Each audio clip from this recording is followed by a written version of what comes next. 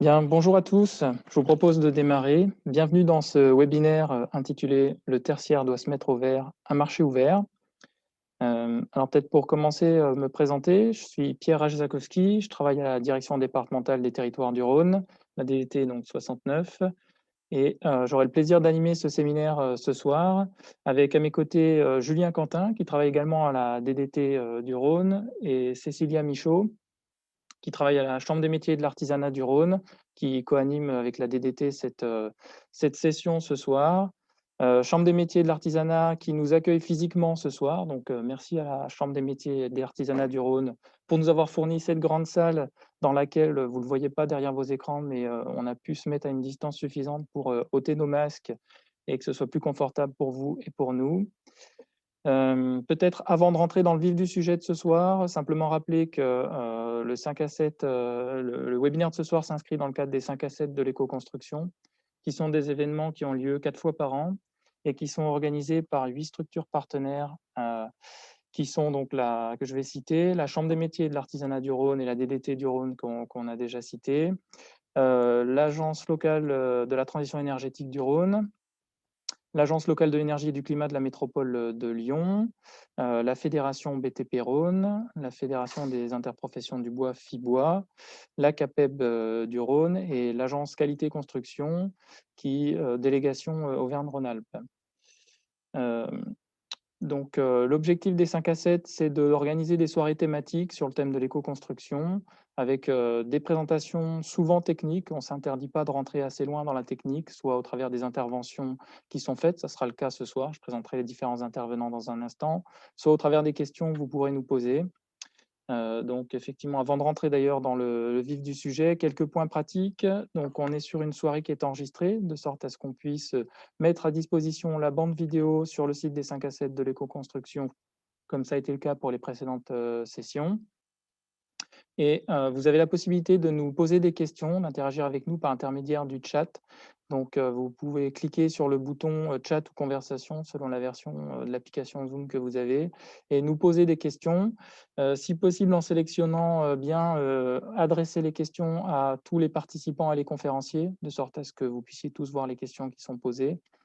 On va avoir Cécilia Michaud et Julien Quentin qui vont tout au long de la soirée, noter les questions qui seront posées, de sorte à pouvoir, faire, en dernière partie, de séance, à restituer vos questions en les ayant regroupées préalablement.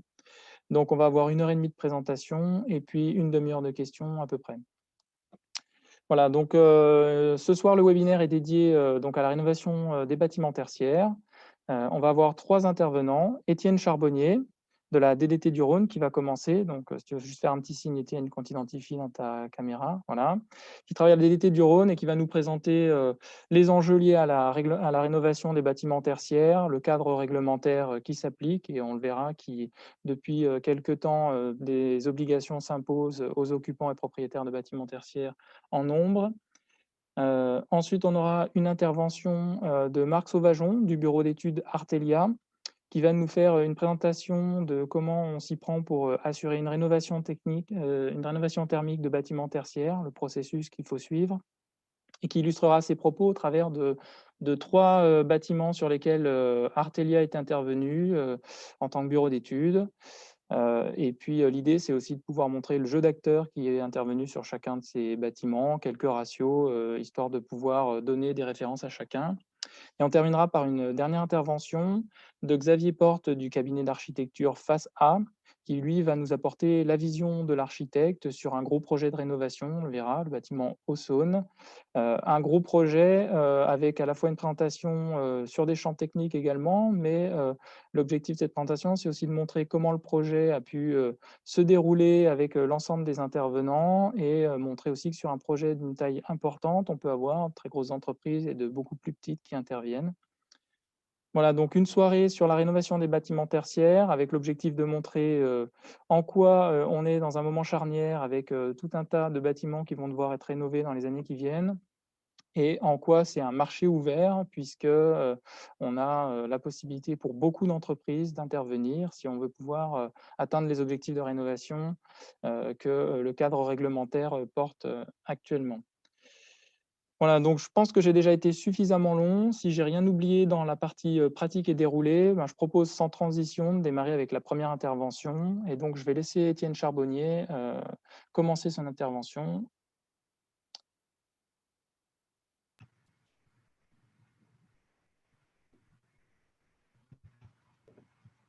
Je partage mon écran et c'est parti. Alors, hop.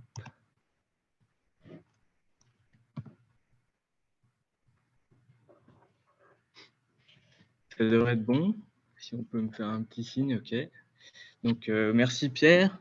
Je me présente, Étienne Charbonnier de la DDT du Rhône. Je suis chargé d'études bâtiments durables. Aujourd'hui, donc, pour introduire cette soirée, je vais... Ah, pardon, a priori, il y a un problème de caméra. C'est pas grave, continue. Bon, désolé, il n'y a pas de caméra, je ne sais pas trop pourquoi, mais peu importe. Donc aujourd'hui, je vais vous présenter le dispositif éco-énergie tertiaire, dont le nom est issu du décret tertiaire qui est sorti en juillet 2019. Je ferai une présentation en 3 parties, en faisant un rappel du contexte législatif, des enjeux et des objectifs, puis on passera sur la partie assez intéressante de tous les bâtiments qui vont être concernés par ce dispositif, tous les assujettis. Et en dernière partie, on rentrera dans les principes du dispositif. Voilà. Donc pourquoi une obligation pour atteindre la neutralité carbone en 2050, on sait qu'il y a des efforts qui doivent être fournis pour réduire les consommations d'énergie dans tous les secteurs. Les ministères chargés de la transition écologique et solidaire et de la cohésion des territoires ont présenté en 2018 le plan de rénovation énergétique des bâtiments. On sait que le bâtiment, c'est un secteur, tout le monde le sait, qui représente au niveau national environ 46, enfin c'est tout à fait 46% de la consommation d'énergie finale, tout secteur confondu, et un quart en émissions de gaz à effet de serre. Et donc cette amélioration des consommations énergétiques, ça passe par la réduction des besoins en énergie des bâtiments, le recours et le déploiement des énergies renouvelables. Donc voilà, le secteur du bâtiment, 46%. Les bâtiments, donc ouais, si on fait un focus sur les bâtiments tertiaires, le volume est énorme puisqu'on a quasiment 1 milliard de millions de mètres carrés de bâtiments tertiaires en France, avec un tiers de la consommation d'énergie des bâtiments qui proviennent du secteur tertiaire. Si on continue et si on fait un petit rappel législatif historique, on sait que ce décret tertiaire, il sort pas de nulle part. L'objectif initial de réduire les consommations d'énergie finale avait été initié avec la loi Grenelle, puis modifié par la loi relative à la transition écologique pour la croissance verte, qui fixait déjà une réduction de 60% des consommations en 2050. Voilà. Donc le décret tertiaire, il arrive et puis il a pour objectif l'objectif de 60% est aussi repris pour le parc tertiaire. Voilà. Donc on a plusieurs échéances qui sortent avec ce décret, donc avec des objectifs qui augmentent avec les échéances. La première étant en 2030, c'est une diminution de 40% de la consommation énergétique, puis 50 en 2040, puis 60% en 2050. Alors, quels sont les assujettis à ce dispositif ? On peut partir de la définition du secteur tertiaire. Qu'est-ce que c'est déjà?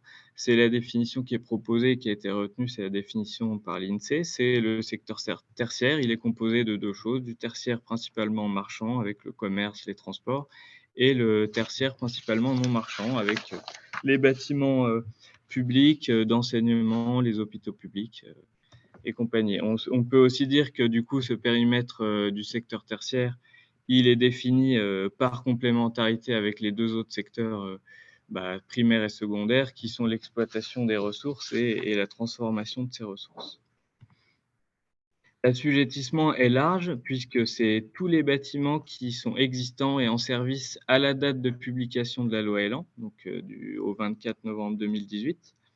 Le seuil est de 1000 mètres carrés pour l'instant. Je dis bien pour l'instant, puisqu'il risque d'être abaissé à 500 mètres carrés on ne sait pas trop, mais peut-être que dans 2 mois, ça sera passé à 500 mètres carrés.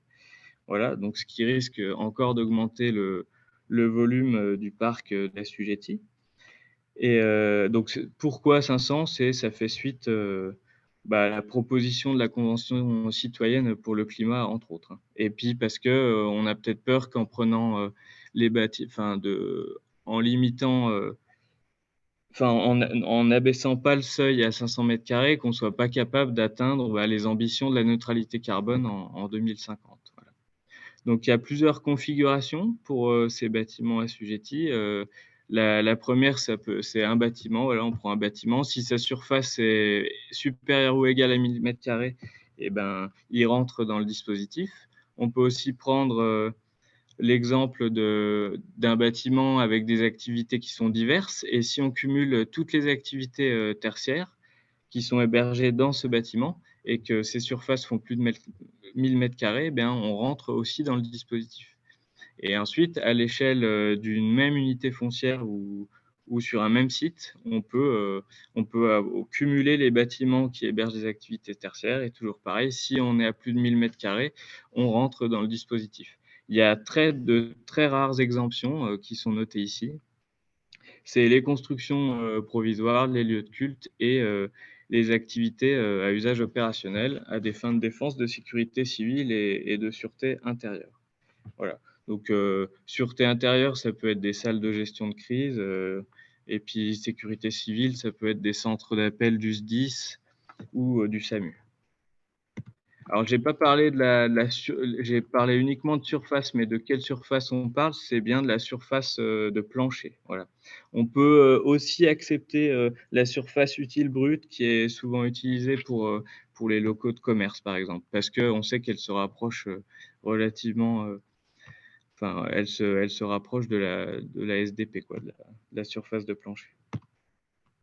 Alors, dans cette slide, on peut voir qu'il y a vraiment une typologie qui est hyper variée pour tous les bâtiments qui sont concernés. Ça va des bâtiments de bureaux, établissements scolaires, en passant par les commerces, les hôpitaux. Voilà. Il y a vraiment tout un tas de bâtiments qui sont concernés. Et c'est l'objectif, hein. L'objectif, c'est d'essayer d'éviter une rupture d'égalité. Et les obligations de réduction de consommation d'énergie, elles concernent autant les propriétaires que les preneurs à bail des bâtiments assujettis. Voilà. Alors là, je vous ai mis un tableau avec des chiffres nationaux. Alors, ils sont pris sur la base d'un seuil d'assujettissement à 1000 mètres carrés, mais on peut regarder que voilà, on a 547 millions de mètres carrés qui rentreraient dans le dispositif, ce qui est plus de la moitié. Alors, quand on passera à 500, je ne sais pas à combien on sera. Le ministère est en train de travailler dessus. Ils sont en train de créer une base de données pour essayer de voir le volume de bâtiments qui sera concerné. Voilà. Et puis du coup, dans ce tableau, on peut voir que ce qui est le plus représenté, c'est quand même les bâtiments de bureaux et puis tous les bâtiments d'enseignement. Si on rentre maintenant un peu, entre guillemets, dans le vif du sujet et qu'on parle des principes du dispositif, on peut voir que pour atteindre ces objectifs, on a deux façons de faire. La première, c'est donc il y a deux manières pour atteindre les objectifs qui sont définis par le décret. Et l'obligation, elle peut être respectée à l'issue de chaque décennie.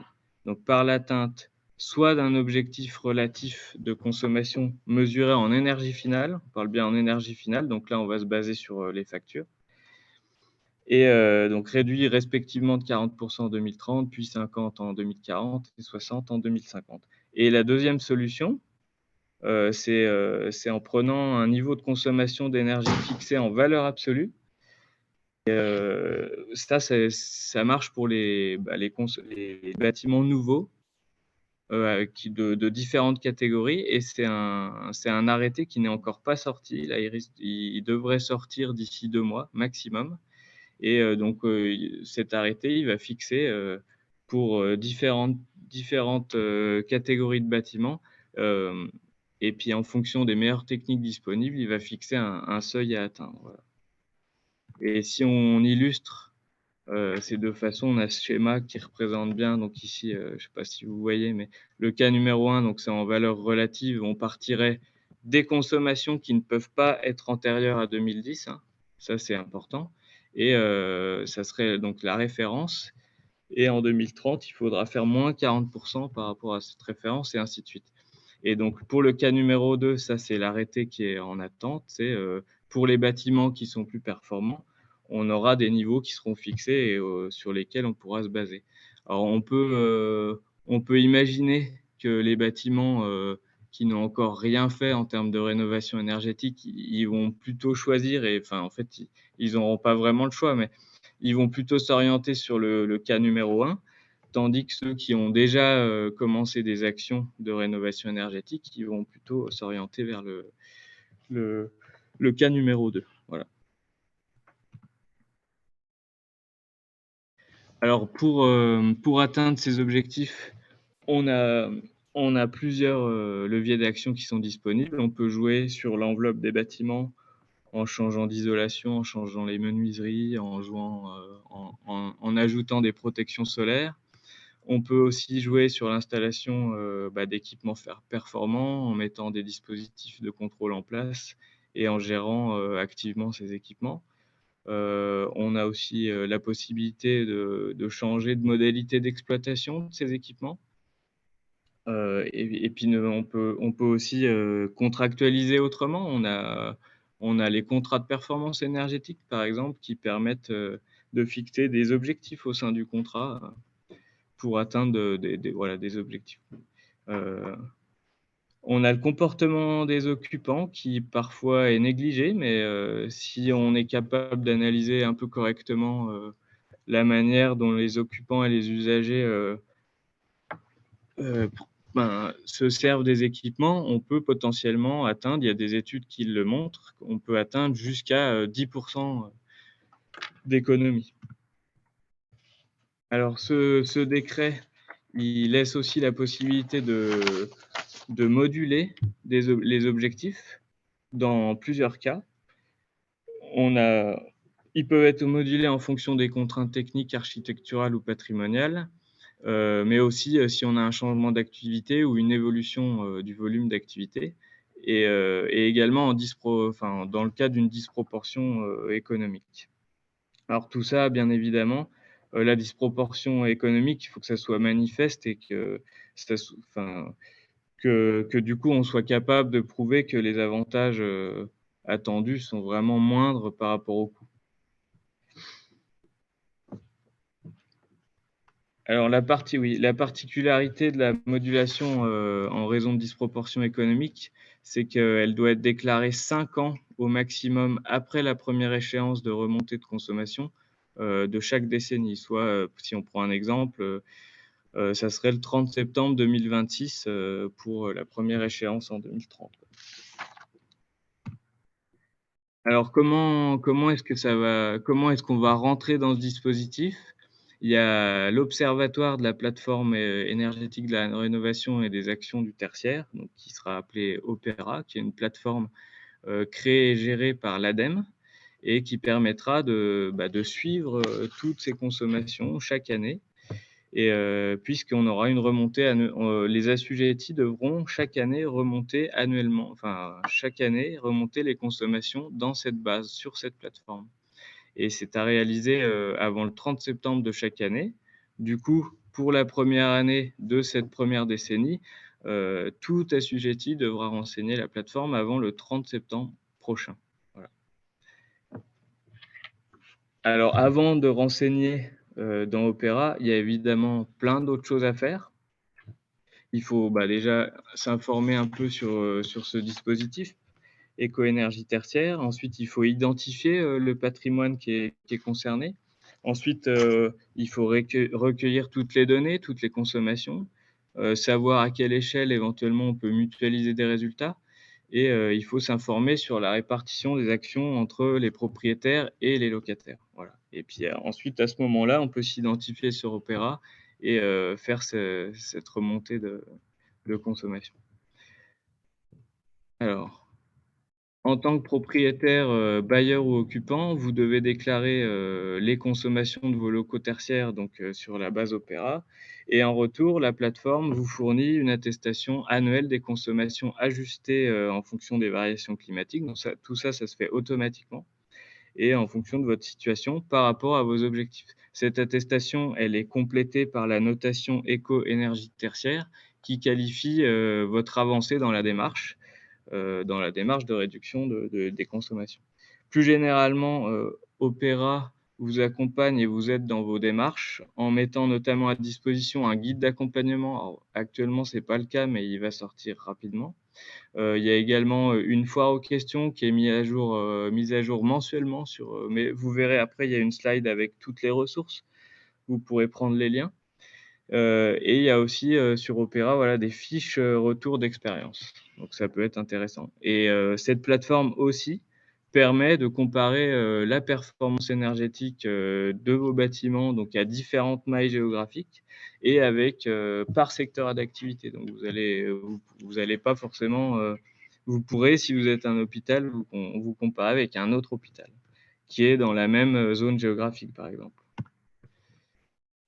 Hem, donc le dispositif, il est assorti d'une obligation d'affichage des résultats annuels.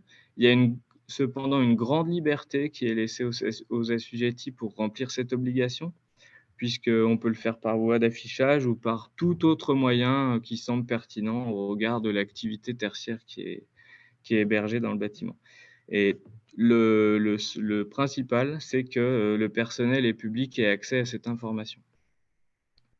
Un système de notation est aussi mis en place, vous voyez sur la diapo, là, c'est cette feuille, orange, donc là, bon, là, du coup, je ne sais pas quel niveau c'est cette couleur-là, mais ça va ce système de notation, il va de insatisfaisant à excellent et insatisfaisant, c'est représenté par une feuille grise et excellent, c'est représenté par 3 feuilles vertes. Voilà.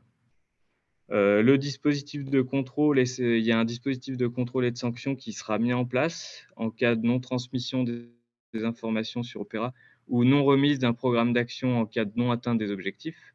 Ce dispositif, il repose sur le principe du name and shame et il s'appliquera à tous les assujettis, aux assujettis après mise en demeure. Il peut être complété pour non-respect du programme d'action par une amende administrative, de l'ordre de 1 500 pour les personnes physiques et 7 500 € pour les personnes morales. Et ben, on est déjà aux ressources. Les références, réglementaires, voilà, donc là, on a la loi Elan, on retrouve le décret tertiaire, avec son arrêté du 10 avril 2020 et on a l'arrêté modificatif en valeur absolue qui devrait pas tarder à arriver. Donc la foire à vos questions dont je vous parlais, qui est mis à jour mensuellement sur le site de l'Opéra. Je vous laisse, noter le lien. On a le guide d'accompagnement en cours de rédaction et puis on a différents documents, avec des formats, voilà, plus courts ou plus longs qui vous permettent, de vous aider ou vous donner des idées de comment rentrer dans cette démarche. Et pour finir, si vous avez des questions pour le Rhône, en tout cas, vous pouvez vous adresser à moi-même, donc etienne.charbonnier-rhône.gouv.fr ou l'animateur de notre soirée, Pierre Rajezakowski, hein. Et je sais pas, hein, peut-être que dans l'auditoire, on a peut-être des gens qui viennent d'autres départements, donc vous avez aussi un lien pour trouver, les adresses mail de gens qui pourront vous renseigner dans les autres départements. Voilà. Si vous avez des questions, je pense que ça sera à la fin de toutes les présentations, mais n'hésitez pas à les mettre dans le chat, on les prend et puis on essaiera d'y répondre à la fin. Voilà. Merci à tous et bonne continuation. Merci beaucoup, Étienne, pour cette présentation qui était un exercice assez compliqué puisque tu as fait en une demi-heure ce que plusieurs webinaires feront en plusieurs heures d'ici la fin de l'année. Donc, on a eu ici une présentation par Étienne Charbonnier des obligations de façon assez synthétique avec un objectif qui était de vous montrer que les obligations réglementaires, elles sont ambitieuses d'une part, puisqu'elles concernent une grande partie une grande partie des objets. Alors attendez, je pense qu'il y en a un petit problème technique. Il faut que tu partes, Étienne, il faudrait que tu coupes ton voilà, partage d'écran. Merci. Voilà, désolé pour cette interruption. Donc, intervention compliquée, comme je le disais, mais qui fera l'objet de webinaires dédiés pour vous permettre de bien appréhender quelles sont ces obligations réglementaires et les obliger d'ici la fin de l'année, qu'on organisera avec d'autres partenaires. L'objectif ce soir d'Étienne, c'était de faire rapidement dresser le cadre de sorte à ce que chacun mesure le moment charnière, comme je disais tout à l'heure, que nous sommes en train de vivre avec une ambition forte qui concerne des bâtiments à la fois de maîtres d'ouvrage privés, maîtres d'ouvrage publics, et une ambition également forte de la part du gouvernement puisque, il y a des échéances, donc j'ai vu qu'il y a eu des questions sur le sujet, on les posera dans la série de questions pour pouvoir les préciser. Des échéances qui sont, relativement, rapprochées avec des enjeux de baisse de consommation d'énergie très fortes et puis ambition forte également parce que, l'État prévoit effectivement tout un dispositif de suivi et de contrôle pour, je dirais motiver les obligés et s'assurer que chacun se lance dans la démarche.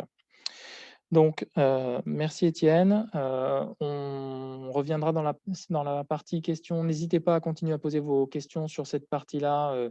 On a Julien et Cécilia qui vont recenser les questions. On y reviendra dans la dernière demi-heure. Mais ce qu'on voulait, c'était consacrer beaucoup de temps ce soir à la présentation un peu technique de différents projets. Et donc, maintenant qu'on a dressé ce cadre, je propose qu'on passe à la présentation de Marc Sauvageon du bureau d'études Artelia, de sorte à ce qu'il puisse nous présenter le déroulé d'un projet de rénovation et l'illustrer au travers de 3 projets sur lesquels Artelia est intervenu. Marc, je te laisse le micro. Je partage mon écran.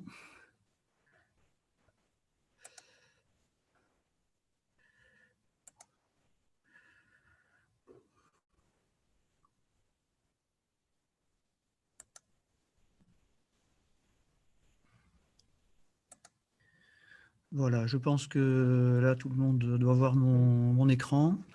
Donc, bonjour à tous.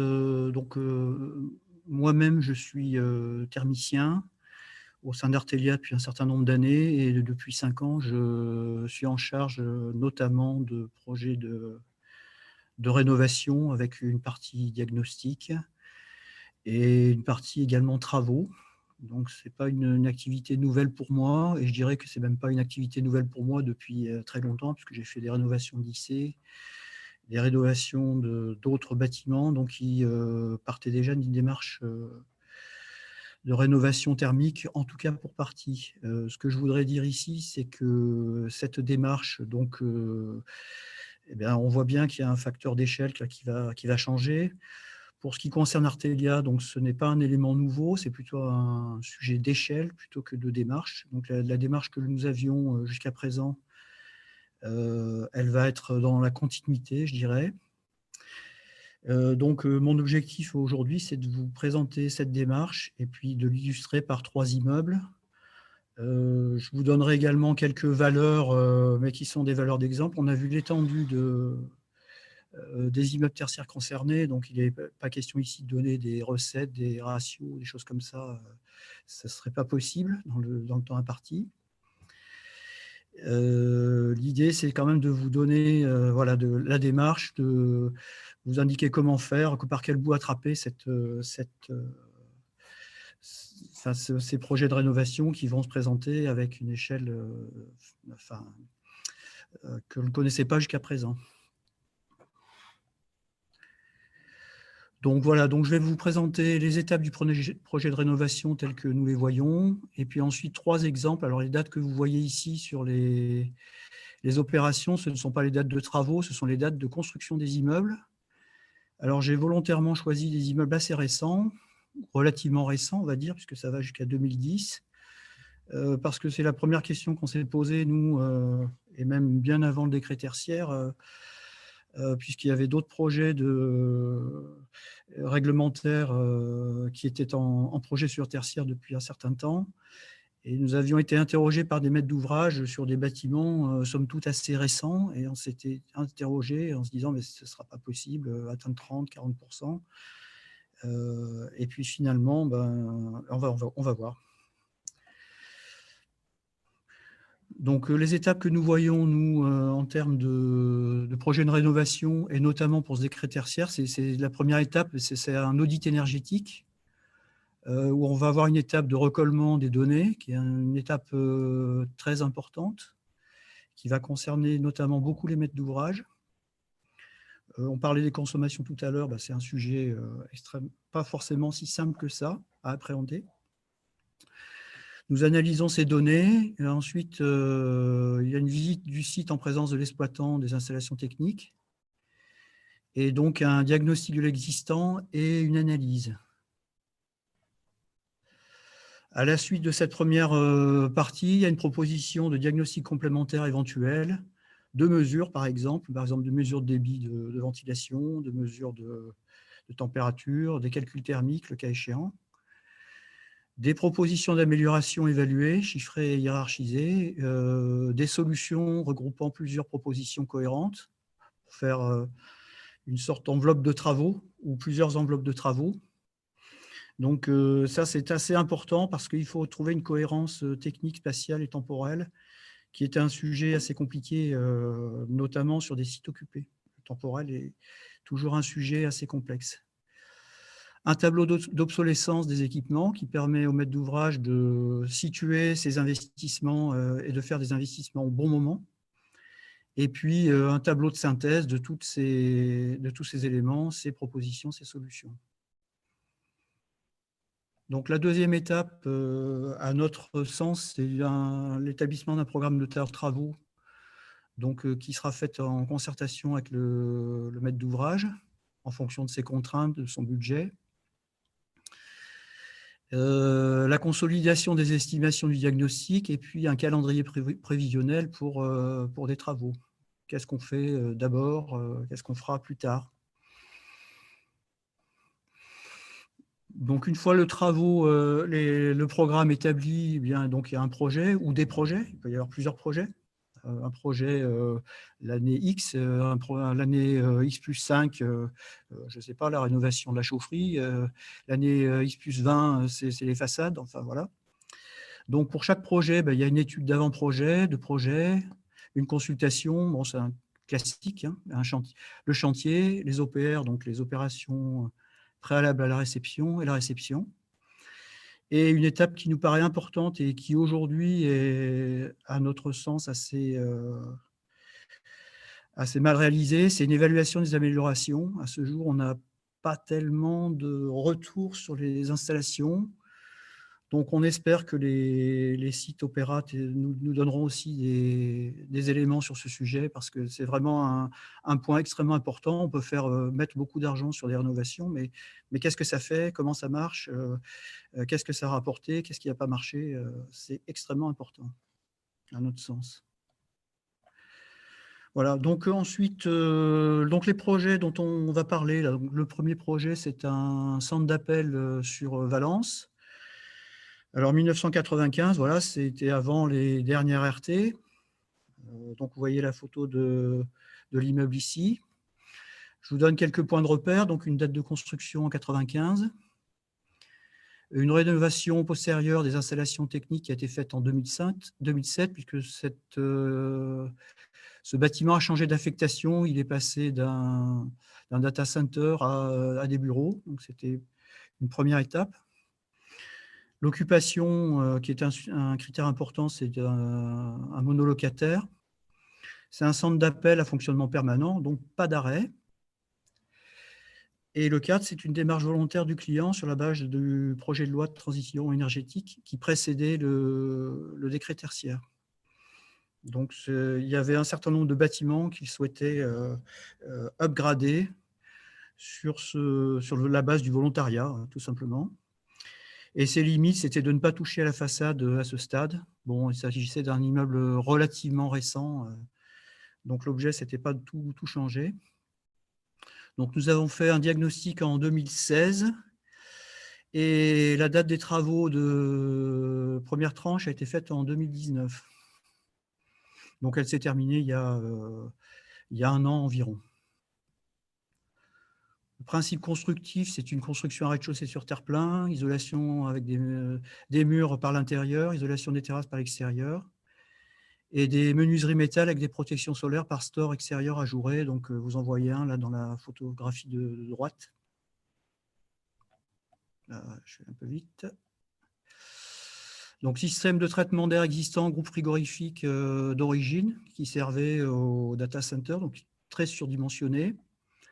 Une pompe à chaleur de 2007, une distribution de chauffage au glacé 4 tubes d'origine, une diffusion d'air par unité de traitement d'air donc de 2007 et une CTA double flux à récupération à plat que vous voyez ici à droite, là, qui a été d'origine également.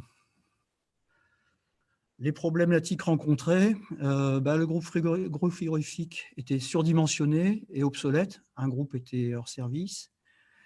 La pompe à chaleur, au moment du diagnostic, était en état. Puis, on nous a appelé pour nous dire que cette pompe à chaleur était devenue hors service.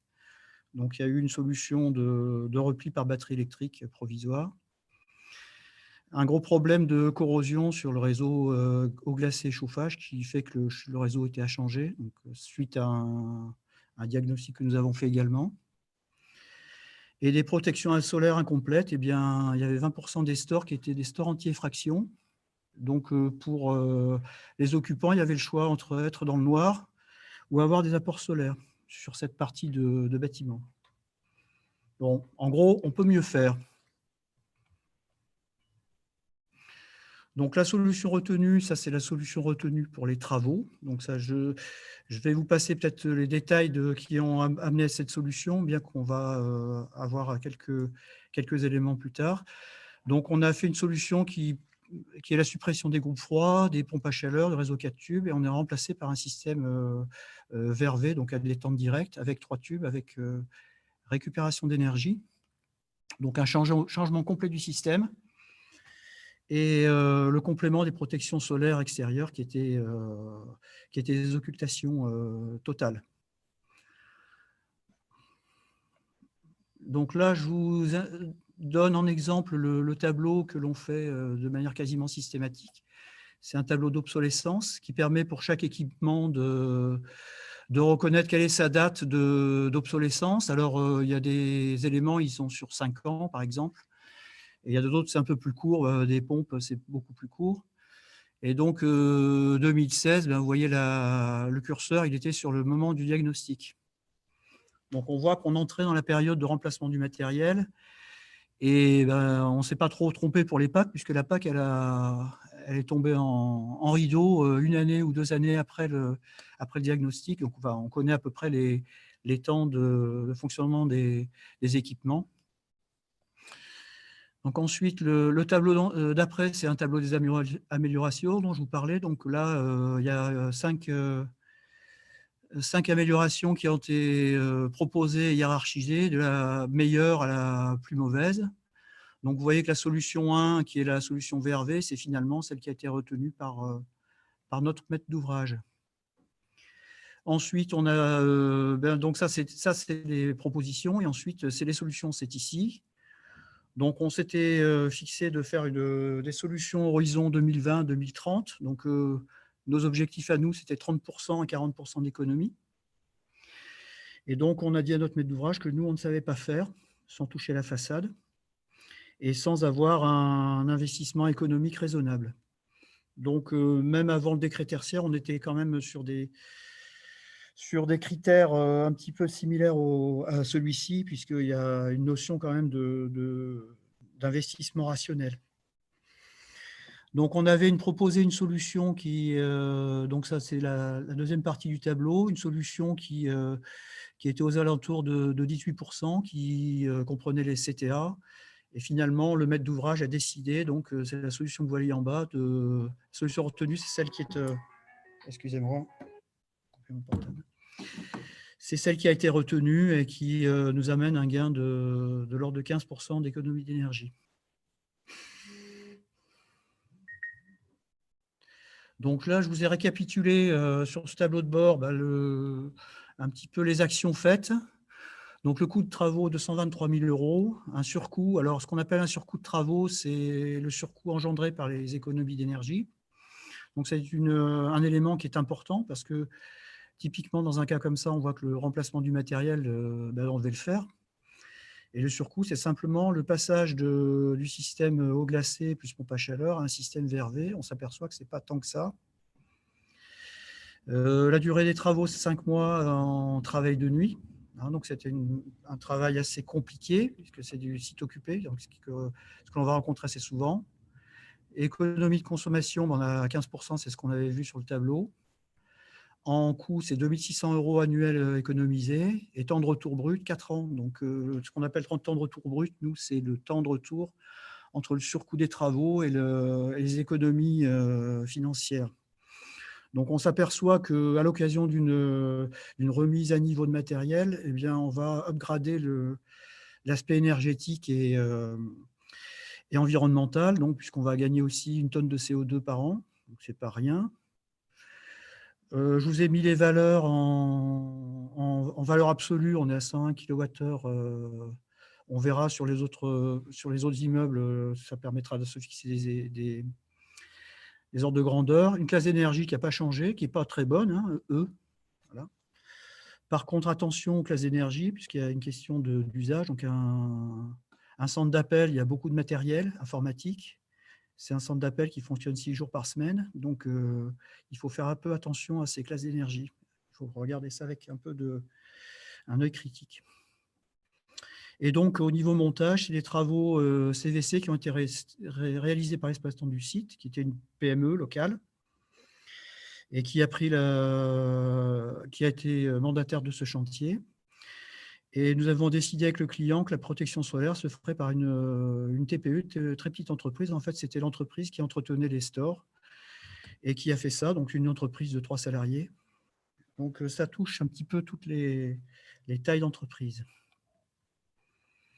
Voilà. J'ai fait quelques perspectives pour 2030. Là, on était à 15%. Bon, ben, on n'a plus grand-chose sous le coude. Là, on a le remplacement des CTA. On pense qu'il y a un gisement d'économie en optimisation de maintenance et de température intérieure. Bon, il y a la prise en main de l'installation. Et puis, l'installation précédente avait beaucoup de défauts de confort. Donc, c'est des défauts que l'on a rectifiés. On imagine que les utilisateurs vont prendre cette installation à leur compte et mieux gérer la température intérieure et puis les protections solaires qui, jusqu'à présent, étaient assez compliquées pour eux à gérer. Voilà, j'en ai fini pour ce centre d'appel. Donc là, on va changer de région, on va passer sur Marseille. On va changer aussi de taille de bâtiment et on va aussi changer d'affectation puisque là, on est plutôt sur des bureaux, commerce au rez-de-chaussée et un centre d'appel, mais qui est un petit centre d'appel qui concerne simplement un niveau de bâtiment. Très bien. Donc, date de construction 2003. Là, cette fois, c'est du multilocataire. Donc, les usages, on en a parlé, centre d'appel, bureau et agence bancaire. On est sur la même démarche du client sur la base de l'ancien projet de loi de transition énergétique. Et on avait la même contrainte de ne pas toucher à l'enveloppe à ce stade. Donc, au cours de l'étude, on s'est rendu compte qu'il y avait une possibilité de certification BREEAM. Donc, celle-là, elle est en cours. La fin d'opération fera certainement l'objet d'une certification BREEAM. Et la date du diagnostic a été faite en 2016 et les travaux se terminent dans un mois environ. Toujours des travaux en site occupé. Donc, le principe constructif, c'est un bâtiment à R+7 sur sous-sol, une isolation intérieure, isolation extérieure des terrasses, flocage en plafond des sous-sols, donc assez classique. Les façades rideaux en métal avec protection solaire par store métallique à lame à l'ue intérieure, à l'est. Donc, c'est la façade que vous voyez ici, là. Et puis, des menuiseries métal et protection solaire par persienne à lame fixe métal avec un style à l'italienne. Alors, je vous le devinez peut-être ici, on voit une paroi verticale et une paroi qui est oblique. Et accessoirement, vous voyez l'ombre portée. Là, j'ai dû prendre la photo à 5 heures du soir. L'ombre portée, là, eh ben, elle est complètement à côté de la menuiserie, pas de pot, là. Hein. Ça, c'est dommage, c'est joli, mais pas de pot. Et puis là, là, on voit la façade arrière. Alors ben, là, il y a une façade ouest, mais il n'y a pas de protection solaire, là. Mais là, il y en a sur la façade sud. Et là, il y a une façade ouest, il n'y en a pas. Là, il y a une façade ouest, il n'y en a pas non plus. On y reviendra. Donc, il y a des vrais sujets d'architecture que l'on n'a pas forcément abordés. Alors, quand on va dire architecture, c'est plutôt architecture et confort, hein, et architecture et consommation, et architecture et utilisation. Donc là, ce n'était pas notre sujet directement, bien qu'on a dû traiter quelques éléments. Donc, il y a un système de traitement d'air existant, bah, ça c'est assez classique, un groupe froid RO en terrasse, que vous voyez, une chaudière gaz, une distribution chauffage 4 tubes, et puis des ventiloconvecteurs gainables que vous voyez là sur la photo. Les problématiques rencontrées, alors aïe aïe aïe, il y a du boulot, parce que pas de régulation sur les réseau de chauffage, avec une chaudière classique, des risques de condensation, donc distribution pendant tout le fonctionnement du chauffage 60 degrés. Distribution d'eau glacée complètement corrodée, qui fuit de partout. Aïe, ça fuit. Faux plafond non démontable. Les filtres ne sont pas accessibles. Ventiloconvecteur obsolète, encrassé, sous-dimensionné. Inconfort lié à la mauvaise protection solaire à l'est. Donc cet inconfort, bah, c'est l'absence de protection solaire sur la façade rideau elle-même. Des stores alu qui ne descendent pas jusqu'en bas de la façade, une façade extrêmement vitrée. Lorsque l'on a voulu faire la rénovation, on s'est dit on va arrêter la clim au mois d'octobre. Ça a été un tollé général. En fait, on s'est rendu compte que les utilisateurs utilisaient la climatisation 100% de l'année, y compris le 24 décembre, 1er janvier, 2 janvier, enfin bref. Et puis une absence totale de programmation de chauffage, rafraîchissement, ventilation. On croit rêver pour un bâtiment de 2003, mais c'est comme ça, c'est la vie. Donc il y a du boulot. Donc la solution retenue, c'est la création de régulation de réseaux de chauffage, des circulateurs à débit variable avec des vannes de voie, la réfection complète du réseau glacé intérieur, et également circulateur à débit variable, le remplacement total des faux plafonds par des faux plafonds démontables, le remplacement des ventiloconvecteurs par des ventiloconvecteurs basse consommation, le remplacement des stores métalliques par des stores toiles intérieures haute performance. Alors, on ne pouvait pas toucher la façade, donc on a fait ce qu'on pouvait faire de mieux. Là, vous les voyez à droite, vous les en voyez deux, là, de stores. C'est des stores réfléchissants. Mise en place d'une GTC limitée à la programmation et mise en place de sous-compteurs chauffage et eau glacée par locataire. Donc ça, c'est les photos que vous voyez, c'est les photos en cours de rénovation. Hein. Ce n'est pas encore tout à fait fini. Là, il y a des éléments complémentaires qui viennent. Alors là, je vous ai mis le tableau synthétique. Je ne vais peut-être pas y revenir. Il y a 15 solutions. Donc, par contre, ce qui est intéressant, c'est les solutions à horizon 2030-2040. On avoisine les 50% là, cette fois. Donc, on commence à se rapprocher du décret tertiaire. Là. Donc, en fait, j'ai fait les projections de ce qui avait été fait avant sur le nouveau décret tertiaire pour se rendre compte où on était.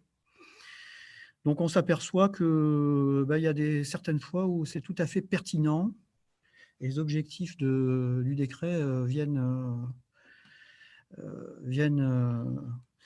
conforter les études que l'on fait.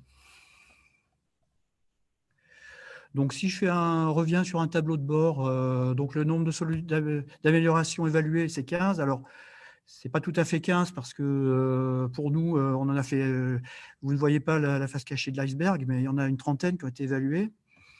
Celles qu'on vous présente, les 15, c'est celles qui ont été retenues. Hein. C'est toutes celles qui ont été abandonnées parce que économiquement aberrantes ou techniquement stupides. On y a quand même pensé, mais c'est comme ça. Ensuite, coût des travaux retenus, 1 800 000 €. Le surcoût de travaux d'économie, 148 000 €. La durée des travaux, 3 ans. Et oui, c'était en site occupé. Et puis, le confinement est passé par là. Économie de consommation attendue 32 pour 32,9%. Donc, c'est sur une première tranche de travaux, hein, puisqu'on a, j'ai parlé d'une espérance de l'ordre de 50%, hein, qu'on atteindra sans doute sur les phases futures. Une économie de consommation 12 800 € par an, un temps de retour brut de 11 ans à peu près, 27 tonnes de CO2 par an. Donc voilà, ça fait des résultats qui doivent parler. Et puis une consommation finale de 80 kWh par mètre carré. Une classe d'énergie, on a chuté d'une classe. On voit qu'on n'est pas extrêmement bon, mais on est quand même passé de E à D. Et en termes de montage, les travaux de CVC qui ont été faits par, en tout cas, nous avions consulté des PME locales, et en leur demandant d'être également exploitants du site pendant la durée des travaux. Et donc, c'est une PME qui a été retenue. Pour la petite histoire, elle a été rachetée par un grand groupe. Les protections solaires ont été faites aussi par une très petite entreprise qui était moins de 10 personnes. Et les faux plafonds par une PME, mais bon, je pourrais citer par exemple le calorifuge qui a été fait par une PME locale. Donc on voit aussi là que le local, les intervenants, ce sont des intervenants locaux, avec des structures qui peuvent aller des grands groupes jusqu'au TPE. Perspective pour Horizon 2030, vous avez vu qu'on n'a pas touché la production. Donc, bon, d'abord, il y a la prise en main du bâtiment parce que, en fait, les occupants, ils avaient un inconfort extrême avec ces stores métalliques. Moi, ma grande fierté, c'est que les occupants nous ont dit, quand même, maintenant, c'est quand même un peu plus vivable, ce bâtiment, et c'est plus vivable en hiver, parce qu'ils avaient trop chaud en hiver, là, grâce à ces stores. Mais maintenant, il faut se prendre ça en main, voir comment on peut réduire le recours à la climatisation l'hiver. Bon, il y a une prise en main du bâtiment, et puis il y a également une prise en main par le mainteneur. Ensuite, il y a un chantier sur la production. Et puis, pendant qu'on a fait le chantier, la ville de Marseille a réalisé un réseau de chauffage et froid urbain sur eau de mer, assez performant, puisqu'il est sur des thermofrigopompes. Donc, c'est une solution que nous n'avions pas étudiée, puisqu'elle n'existait pas. Donc, ce sera à mettre en bascule l'investissement et puis les économies d'énergie et environnementale par rapport à remplacer le système quasiment à l'identique avec une chaudière condensation. Et puis, donc, il y a un petit chantier de luminaires LED, mais qui va concerner là uniquement des sanitaires, c'est des petites zones. Voilà, donc vous voyez un deuxième exemple de bureau avec des investissements différents, des conclusions différentes, des solutions différentes. Le VRV, on aurait pu le faire là, on ne l'a pas fait parce que c'était un investissement et une complexité technique impossible quasiment en site occupé. Donc, ce qu'il faut savoir, c'est que ce site a été maintenu en activité, y compris le centre d'appel, pendant toute la durée du chantier, et ce, avec un travail de jour uniquement, pas de travail de nuit. Et donc, la maîtrise d'œuvre a été faite par Artelia, est en train de se terminer. Allez, on change de région. Bon, passer de Marseille à Paris. Pardon? D'accord. Ça, c'est ce qui reste comme temps? D'accord. Donc, je vais aller assez rapidement. Donc, 14 000 m². Donc, là, les points de repère, c'est une construction de 2010, un monolocataire en fin de bail, des bureaux et un restaurant d'entreprise. Et puis donc, même limite du maître d'ouvrage de ne pas toucher à l'enveloppe. Et cette fois, la démarche, c'est sur la base du décret tertiaire. Donc, c'est notre prototype qu'on a fait en novembre-décembre, avant que le décret tertiaire soit complètement figé. Et donc, le programme du maître d'ouvrage était un peu différent, puisque c'était une remise à niveau anticipée avant remise en location. Donc, principe constructif, alors pareil, classique, construction béton sur sous-sol, isolation intérieure des murs, extérieure des terrasses, flocage en plafond du sous-sol, façade rideau avec protection par store métallique à lame intérieure. Tiens, on retrouve les Marseillais là. Et puis menuiserie métal avec protection par persienne à lame fixe bois extérieur. Tiens, c'est horizontal pour des façades est et ouest, peut-être pas génial. Alors, le système de traitement d'air existant hyper classique à Paris, gros frigo RO, Eau glacée de tube, diffusion d'air par ventiloconvecteur de tube de fil. Pour les non-initiés, c'est du chauffage électrique direct. Hein. Pour les CTA, c'est la même chose. Et puis une GTC. Donc les premières problématiques, j'ai mis on se revoit dans 10 ans, ça a été fait il y a 10 ans, c'est il n'y a pas longtemps là, hein. Il y a quand même du boulot là.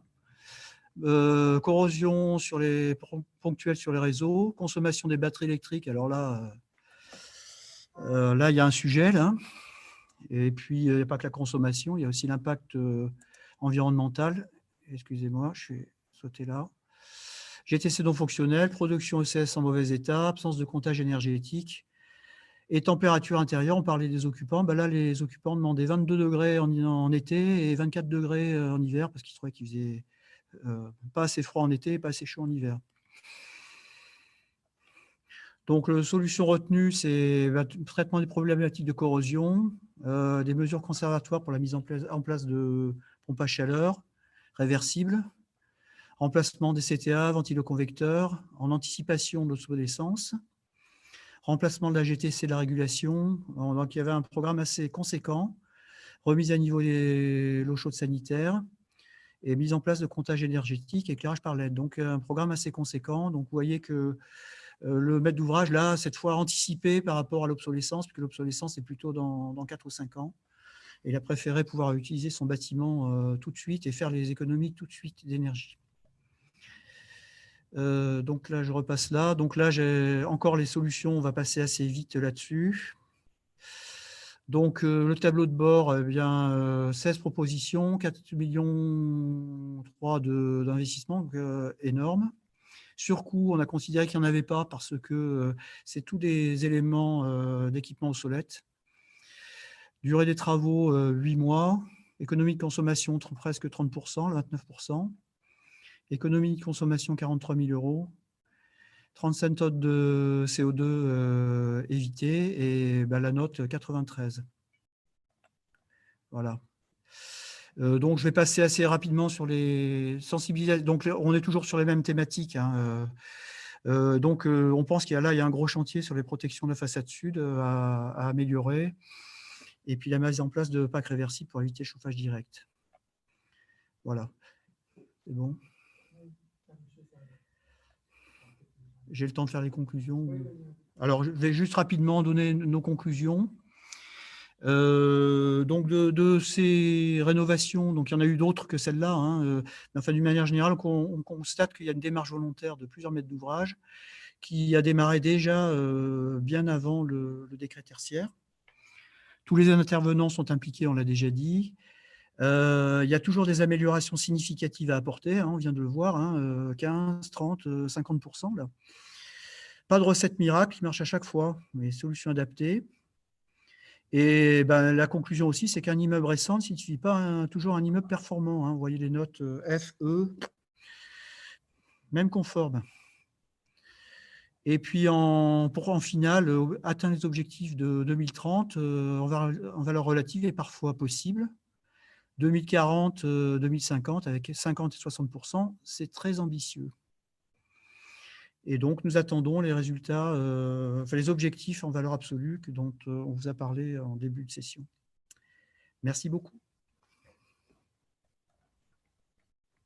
Merci beaucoup Marc pour cette présentation vraiment très intéressante. Je pense que sans vouloir paraphraser ce que tu viens de dire en conclusion, mais on peut retenir que premièrement, il y a déjà des acteurs qui travaillent sur le sujet de longue date et donc qui sont aguerris à pouvoir répondre aux besoins que les futurs obligés auront.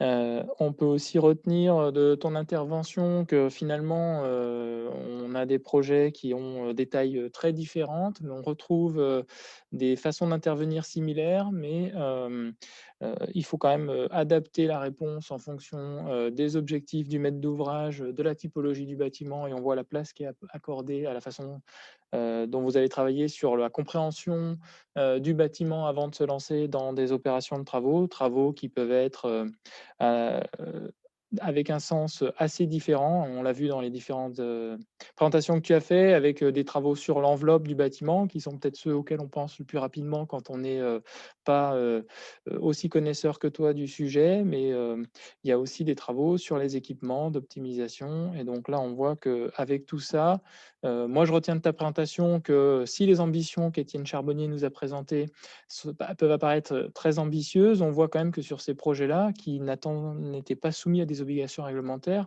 on a réussi à s'approcher des objectifs, voire à les dépasser. Et ça, c'est plutôt rassurant, je pense, pour tous les maîtres d'ouvrage qui nous écoutent.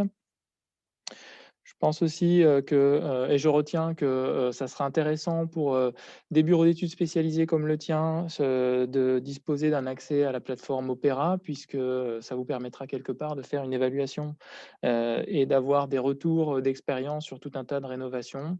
Donc je pense que ça, c'est effectivement un réel apport qu'on va avoir. Et puis enfin, je trouve assez intéressant de souligner le fait que, Artelia a eu le souci aussi, de voir comment, on pouvait, faire travailler des entreprises locales dans ces projets de rénovation. Et je pense que quand on parle d'éco-construction, de rénovation, de réhabilitation de bâtiments, c'est intéressant aussi d'apporter cette dimension-là. Donc encore merci beaucoup Marc. Il y a eu, quelques questions encore une fois sur le chat, et donc qu'on posera à la fin, de la dernière intervention. Et donc, on est dans les temps, donc merci d'avoir tenu aussi le timing. Et je propose qu'on passe maintenant sur la présentation de Xavier Porte, donc du cabinet d'architecture Face A, pour nous présenter la réhabilitation du bâtiment au Saône. Et puis ensuite, on essaiera, Xavier, si tu peux le faire en une vingtaine de minutes, pour pouvoir se garder une trentaine de minutes de réponse aux questions qui sont déjà assez nombreuses sur le chat. Merci.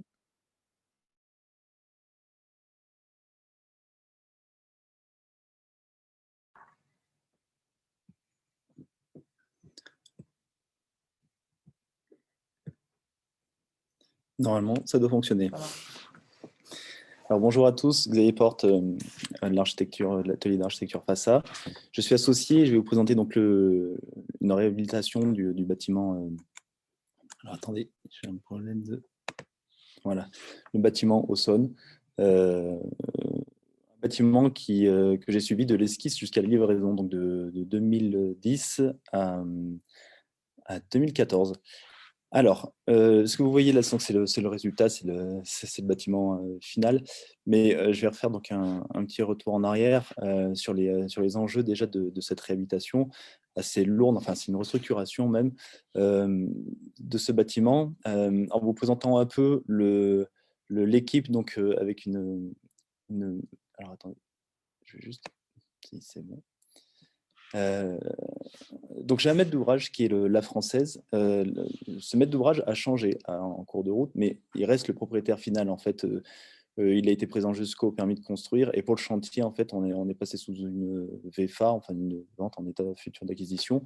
Donc c'est Link City qui est la branche promotionnelle de Bouygues Construction, qui est devenu mon maître d'ouvrage. Bon, ça n'a pas vraiment changé les choses pour moi parce que j'avais 2 maîtres d'ouvrage et avec la française qui avait des attentes.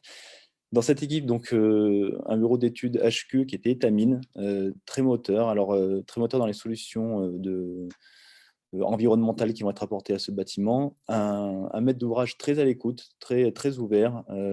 En général, sur cette opération, nous avons eu la chance d'avoir des gens très ouverts, même si alors j'avais une réticence à travailler par la suite, après le permis de construire, avec un grand groupe comme Bouygues Bâtiment, parce que j'avais peur que le bâtiment soit déshabillé. Enfin, ça n'a pas été le cas.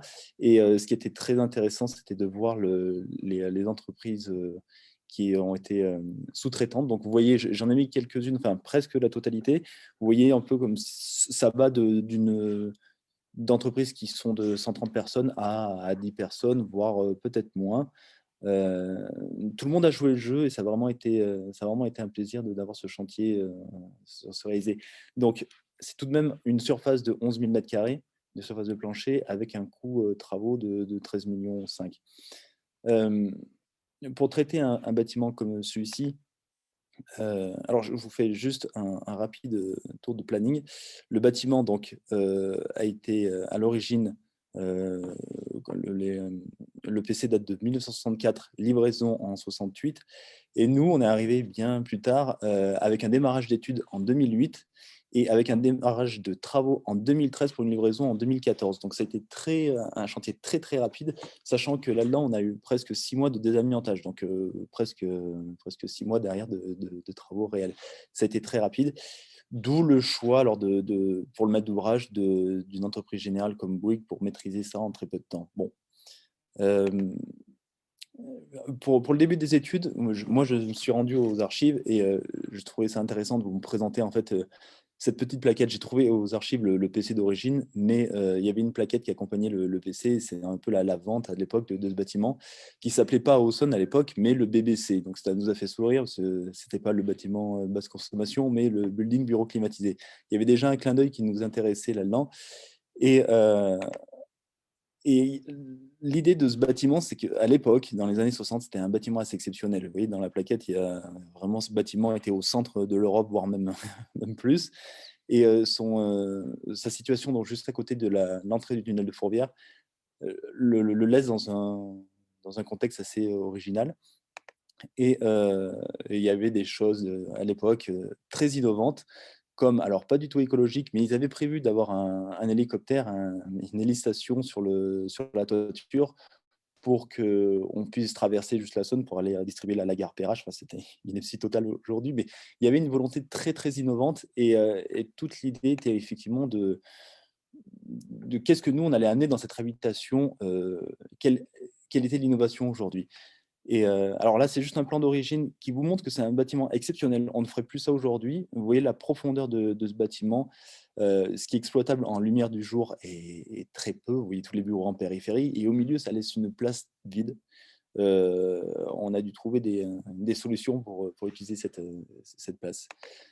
Donc voilà, ce que je vous disais, c'est que ce bâtiment donc, se retrouve juste au pied de la colline de Fourvière, donc avec des problématiques d'eau de ruissellement à traiter. Euh, la gare Perrache qui est juste à côté avec la voie SNCF qui passe à proximité de la façade, donc des problèmes acoustiques à traiter. L'autoroute, même si elle a été déclassée, elle génère quand même des problèmes acoustiques.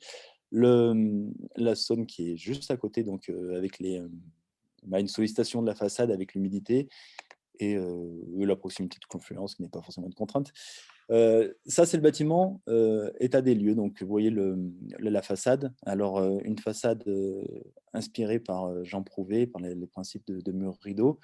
La volonté, en fait, alors, le maître d'ouvrage avait un gros souci sur ce bâtiment, c'est qu'effectivement, on appelle ça toujours des passoires thermiques, mais la façade, donc très fine en simple vitrage.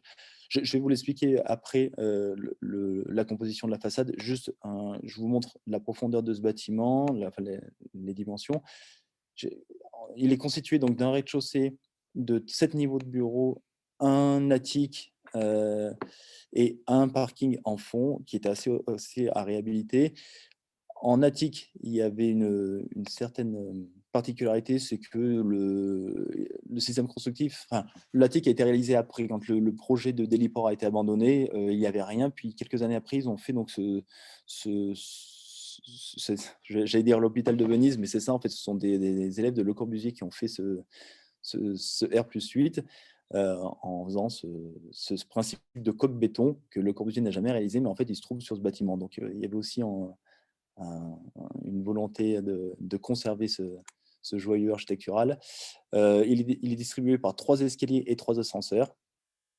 Voilà, donc ce que je voulais vous montrer, voilà, c'est ça, c'est que la façade d'origine donc, a été dessinée par 3 architectes, dont Michel Charmont, qui est décédé il y a peu, mais on a eu la chance de faire les études avec lui.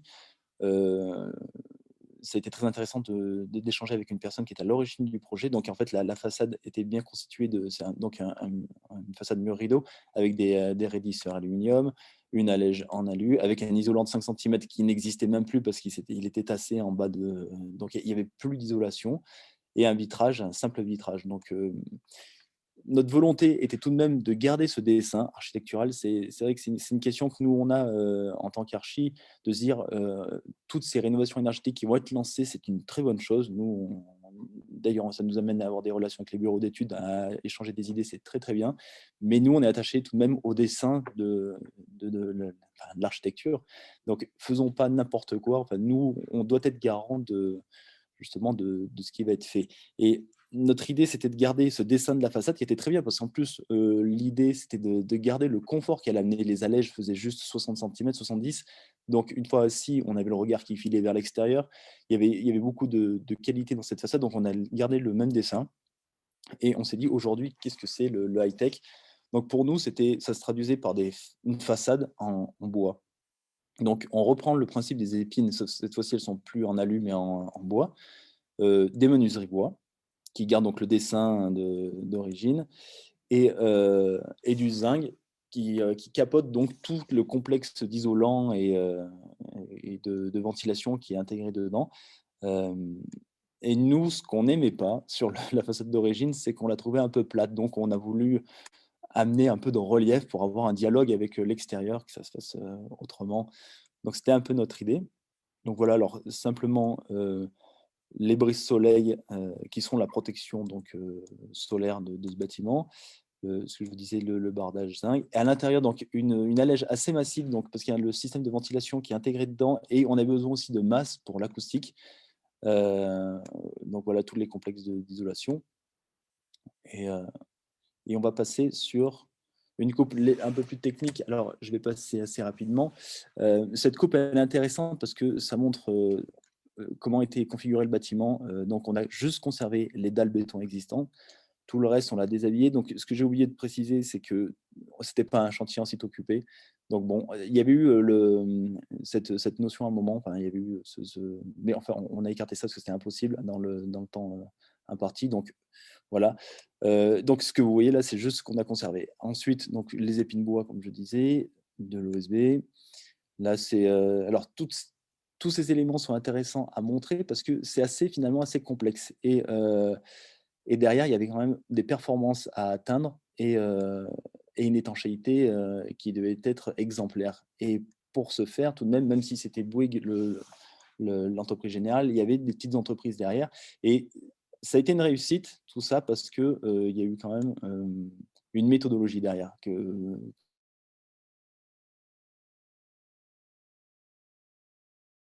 Bouygues a suivi ces méthodologies, et ça a fonctionné grâce à ça. Alors au début, moi j'avais l'impression que c'était un peu une perte de temps parce que vous allez voir après les photos, on voit toutes les membranes là qui sont en train de se décrire sur cette coupe. Donc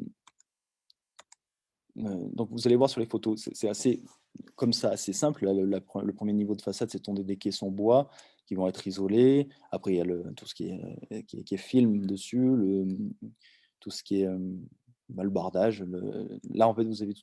Mais c'est plutôt ça sur quoi je voudrais insister, c'est que là, il y a quand même une certaine complexité sur les scotch à utiliser. Enfin, c'est quelque chose communément accepté aujourd'hui, mais c'est une question de mise en œuvre.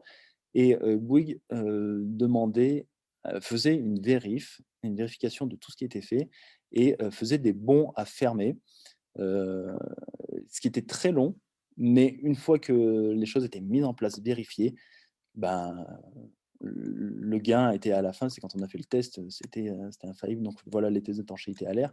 Donc il y a eu du temps aussi passé sur les tests, mais tout le monde a réussi finalement à se plier à ce jeu, et qui a été vraiment une vraie réussite. Je vais passer sur le côté un peu technique donc, du bâtiment. Au sous-sol, donc il y a un sous-sol dans lequel donc, nous avons mis la CTA. En fait, il y avait déjà une CTA à l'époque, on a changé pour une double flux. Là, on passe sur le rez-de-chaussée. Le rez-de-chaussée a été complètement remanié, donc il n'y a que les poteaux d'origine qui ont été gardés. On a amené toute une autre écriture architecturale parce que nous, on souhaitait qu'il y ait une transparence dans ce bâtiment, parce qu'on traitait une terrasse extérieure qui n'existait pas, donc on avait envie d'avoir cette traversée. Ouais, alors du parquet, et donc la terrasse qui est extérieure. Une salle de réunion et un lot de bureaux au rez-de-chaussée. Nous avons mis la PAC au niveau du parking, et un VRV qui vient assurer le confort thermique des lots au rez-de-chaussée. Après, vous avez 7 niveaux identiques avec un palier qui vient distribuer donc, des sanitaires, un lot et un second, et on a rajouté du désenfumage. Alors ça n'existait pas. On a dû trouer toutes les dalles. On les a affaiblis, mais on a utilisé la technologie des plats carbone pour augmenter les résistances, afin de pouvoir proposer un maximum de flexibilité dans l'aménagement de ces plateaux. Alors, effectivement, la hauteur du faux plafond était quelque chose de très important pour le maître d'ouvrage, car avec l'âge du bâtiment, on a eu un amoncellement de techniques, d'éléments abandonnés dans les faux plafonds, ce qui fait que les faux plafonds descendaient jusqu'à avoir une hauteur inintéressante. On a tout nettoyé et on a même gagné de la hauteur avec, avec du plafond rayonnant. Donc le plafond rayonnant avec lequel on va faire le froid et le chaud. C'est 5 cm, un peu plus de 7 cm d'encombrement, donc on a vraiment gagné une hauteur sous plafond intéressante. Avec les luminaires intégrés dedans. Le R+8, donc, qui ne peut pas être traité de la même façon, on a mis aussi un VRV avec des unités intérieures et de l'eau qui, eux, ne peut pas être divisé parce que très contraint pour l'aménagement. Mais il y a une terrasse accessible qui donne une vue sur Lyon comme nulle part ailleurs. Donc, effectivement, vous voyez les tests à l'étanchéité à l'air, donc effectivement, on a de très bons résultats.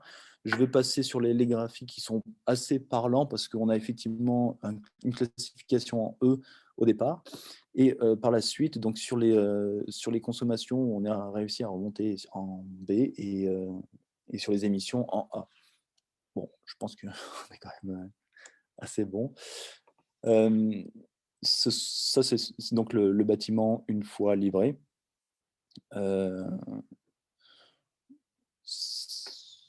Voilà, donc vraiment une esthétique qui est différente de ce qui était à l'origine, mais on a gardé ce dessin en géométral de la façade d'origine.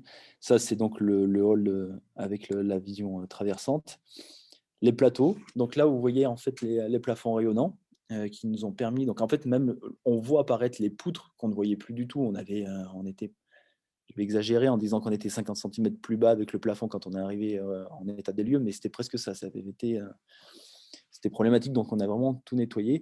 Le plafond rayonnant, alors le retour qu'on a, j'ai eu le maître d'ouvrage il y a peu de temps, parce que finalement, une fois qu'on a livré ce bâtiment en 2014, on n'en a plus entendu parler. Le maître d'ouvrage ne m'a pas appelé pour... alors juste au début, pour 2-3 problèmes électriques pour les locataires, mais par la suite, il n'y a rien eu. Et je lui ai demandé donc quel est son retour sur ce bâtiment. Et à part 3 panneaux de photos de plafond rayonnant qui ont été... qui faisaient de la condensation, donc ils ont changé 3 panneaux sur la totalité du bâtiment. Ils n'entendent pas parler de ce bâtiment. Il fonctionne très bien, donc je suis en train de me lancer des fleurs, mais c'est vraiment une fierté d'avoir un bâtiment comme ça, parce que déjà à l'origine, en 2014, c'est proche, mais c'est loin dans ces démarches, et c'était quand même une réussite. Donc voilà, après ça c'est le dernier niveau, le R+8 qui est assez intéressant. Pareil, ça c'est encore le même niveau R+8 qui lui n'a pas de plafond rayonnant, donc là la technologie n'est pas la même. On a dû trouver aussi des astuces de luminaires très, très fins pour garder les hauteurs de plafond au maximum. Voilà, donc c'est pas inintéressant ce que ça donne. Voilà le bâtiment au rez-de-chaussée.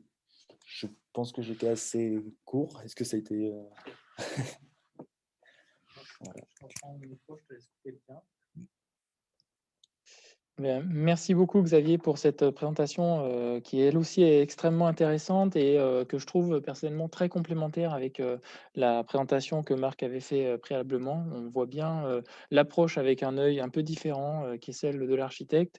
Ce que je trouve qui transpire de ta présentation, c'est que finalement la rénovation énergétique du bâtiment ou le gain d'énergie est devenu presque au fil de ta présentation une question fil rouge de l'intervention du cabinet d'architecture face à.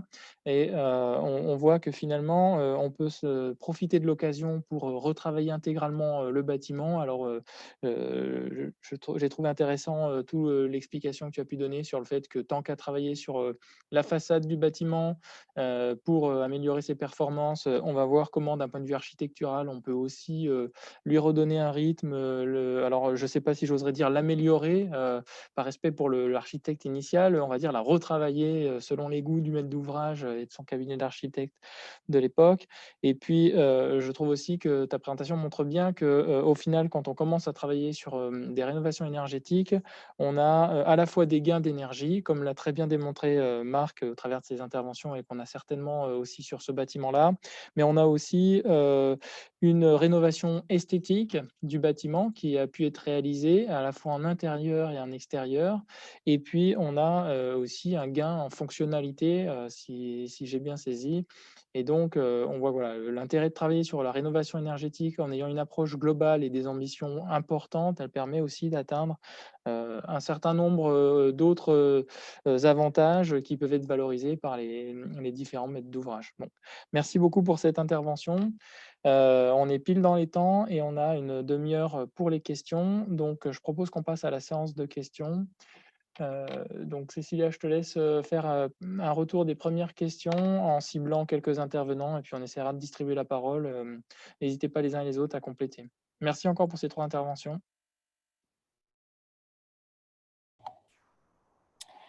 Merci beaucoup et merci à nos 3 intervenants pour toutes ces informations. Donc effectivement, on a pu recenser quelques questions là, au fur et à mesure du chat. Du coup, je commencerai par une question pour revenir aux bases. Pour Étienne, si tu peux nous redéfinir en fait, le décret, il définit l'activité tertiaire, donc redéfinir en quelques mots l'activité tertiaire. Et puis, on a également une question couplée sur la première échéance, revenir sur cette première échéance qui est quand même le premier pas. Oui, donc une activité tertiaire, comme je disais, c'est défini par, en gros, toutes les activités économiques qui ne font pas partie du secteur primaire et secondaire, c'est-à-dire tout ce qui est agriculteur, pêche, exploitation forestière pour le primaire, et puis tout ce qui est transformation des matières premières qui sont issues des activités du secteur primaire. Voilà. Donc il y avait une question, je crois, sur les lieux de culte en particulier. Les lieux de culte sont considérés comme une activité tertiaire parce qu'ils ne font pas partie des 2 autres secteurs, mais en revanche, ils font partie des rares exceptions, donc ils ne sont pas concernés par ce décret. Voilà. La première, pour ce qui est des échéances, donc la première échéance, en fait, c'est de déposer les consommations avant le 30 septembre 2021 pour avoir les objectifs 2030. C'est ça la première échéance. Et en fait, après, dans cette première décennie, chaque année, chaque assujetti devra renseigner ses consommations annuelles et en retour, il aura une attestation annuelle de la base d'Opéra. Voilà. Merci pour ce premier éclairage. J'espère que ça aura pu répondre à la personne qui avait posé la question et aux autres. J'enchaîne sur une autre question. Donc, il y avait une question sur voilà, si on est sur un bâtiment BBC, donc basse conso, que j'élargirais même à un bâtiment, on va dire, performant. On peut notamment penser aux bâtiments qui ont été livrés quand même juste avant le décret, même si on a vu avec l'intervention de Marc Sauvageon que ce n'était pas forcément un bâtiment récent qui était un bâtiment ultra performant. Mais quelles vont être les obligations de réduction? Est-ce que ce seront les mêmes obligations de réduction pour ces bâtiments-là? Du coup, oui, les bâtiments BBC, ils seront concernés. Mais en fait, la première question à se poser, c'est déjà, est-ce qu'ils existent depuis la loi Elan ou avant la loi Elan? Donc, s'ils existaient avant la loi Elan au 24 novembre 2018, eh ben, ils sont concernés. Et puis ensuite, par contre, ils pourront potentiellement choisir l'objectif en valeur absolue, en fonction de l'activité qu'ils ont. Sauf que ça, on ne sait pas encore, parce que l'arrêté, il va sortir, il sortira dans les 2 mois qui viennent. Voilà. Et alors après, j'imagine que potentiellement, vu qu'on peut moduler en fonction, s'il y a une disproportion économique, on doit pouvoir justifier le fait que, passer de BBC à, je sais pas, refaire 40% d'économie sur du BBC, ça coûte trop cher par rapport aux objectifs. C'est possible. Je ne sais pas si c'est possible, mais dans la théorie, oui. Voilà. J'ai pas le micro. Là, j'ai le micro. Oui, donc ça va aussi être éclairé par les prochains éclairages réglementaires. Par rapport, juste pour revenir sur la première réponse, la personne apparemment, ce n'est toujours pas très clair sur l'échéance en 2026. Donc, en fait, on a bien une échéance en 2030 et les choses seront à définir dans la plateforme Opera au plus tard en 2026.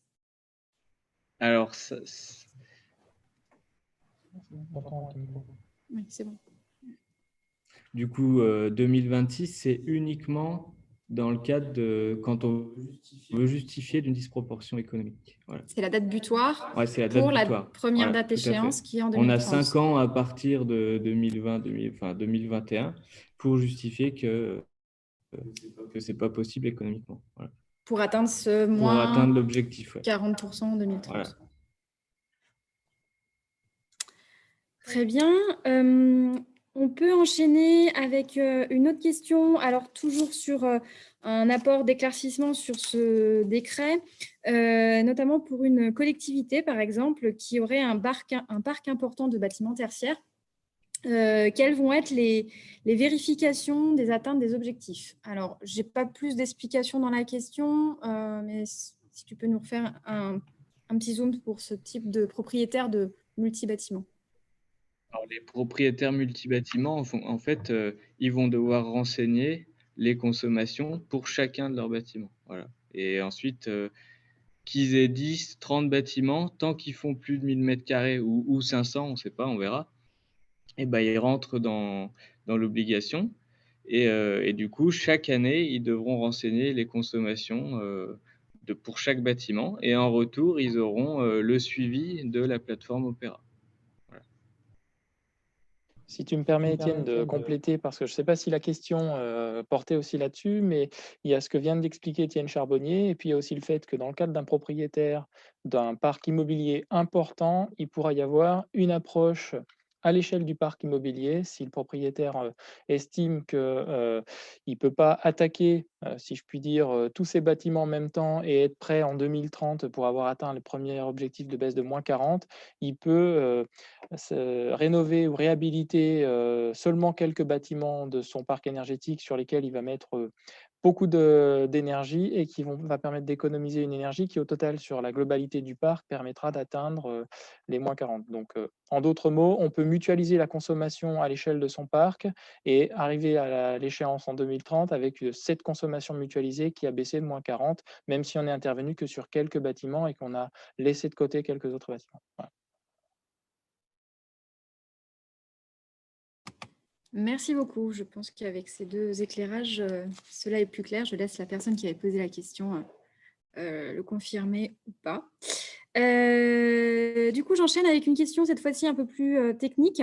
Donc, c'était par rapport à la priorisation des travaux qui vont être effectués.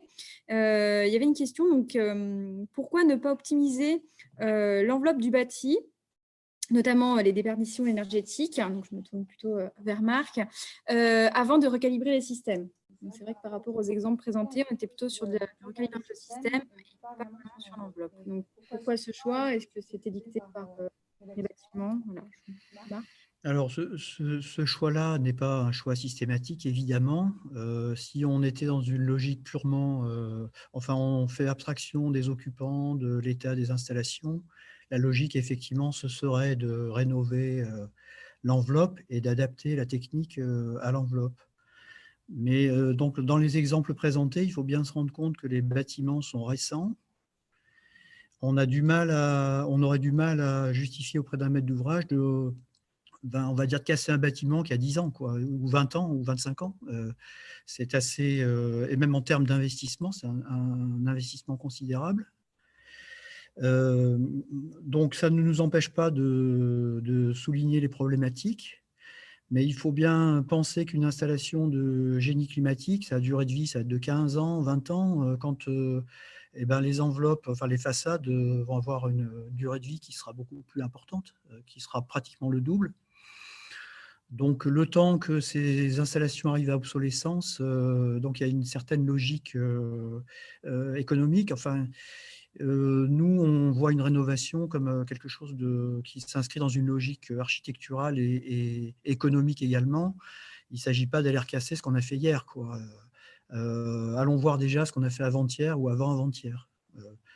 Donc là, l'exemple d'architecture qu'on a vu, c'était un bâtiment de 65. Ça s'inscrit dans une logique un peu plus grande qu'un bâtiment de 2010 quand même. Voilà. Merci beaucoup pour cet éclairage. Et on peut rester aussi sur une deuxième question un peu technique. Il y a une question sur l'évaluation du potentiel d'économie d'énergie. Donc, comment évaluez-vous ce potentiel dans vos études? Alors, on a différents moyens. On a des retours d'expérience. On a aussi des calculs dans certains cas. Typiquement, le deuxième cas d'immeuble, par chance, on avait récupéré le diagnostic, enfin, non pas le diagnostic, mais l'étude thermique initiale, ce qui nous a permis de faire un calcul proche d'une STD. Maintenant, c'est un vrai sujet et c'est quelquefois des moyens supplémentaires sont nécessaires pour approcher ces valeurs que l'on peut recommander au maître d'ouvrage, par exemple des mesures de débit d'air, typiquement des mesures de débit d'air. Ça peut être un moyen de savoir quel est le potentiel de gain avec beaucoup plus de précision.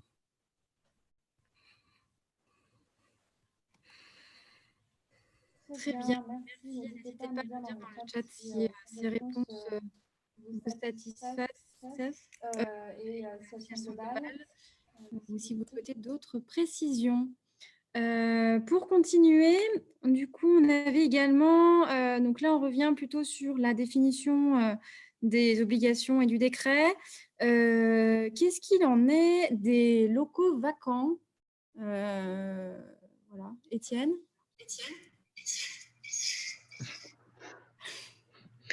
Du coup, oui, donc pour les locaux vacants ou les locaux où il y a un changement de propriétaire, j'ai vu cette question aussi.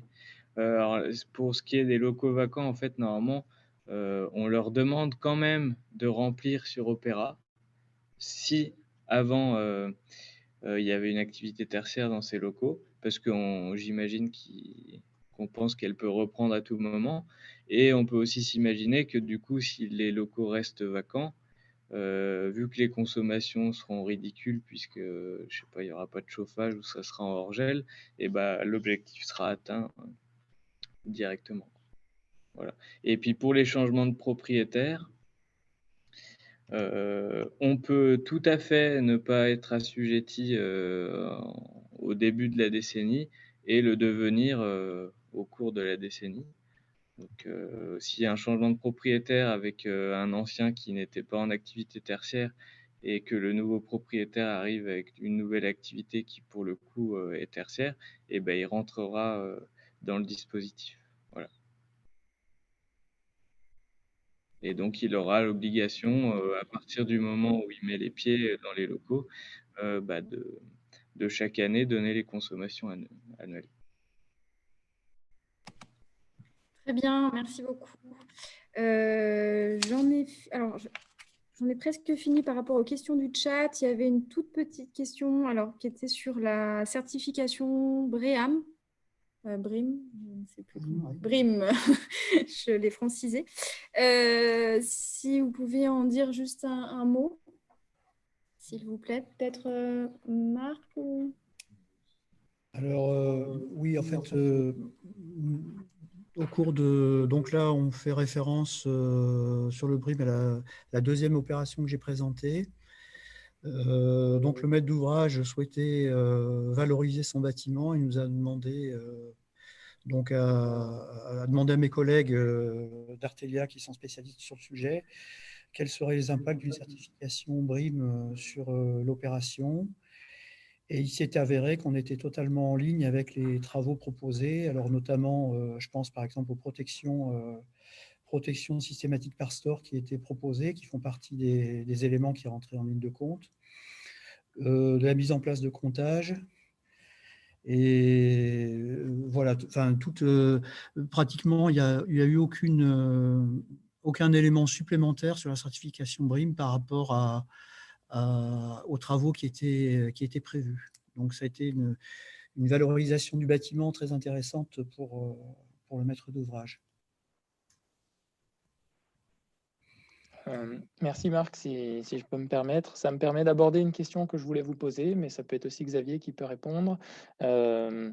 On a eu beaucoup une approche économique des différents projets qui nous ont été présentés, avec des retours en termes de gains d'énergie et donc d'économie de fonctionnement. Est-ce que des échanges que vous avez avec les maîtres d'ouvrage, vous pensez qu'il y a une vraie valeur verte qu'acquiert le bâtiment ensuite en termes d'affichage de son usage? Est-ce qu'on a des changements aujourd'hui de la part des maîtres d'ouvrage ou des occupants? Est-ce que ça peut guider leur choix? Et est-ce que vous avez pu constater ou avoir eu des retours de la part de vos clients sur la facilité de location du bâtiment après des tels travaux de rénovation?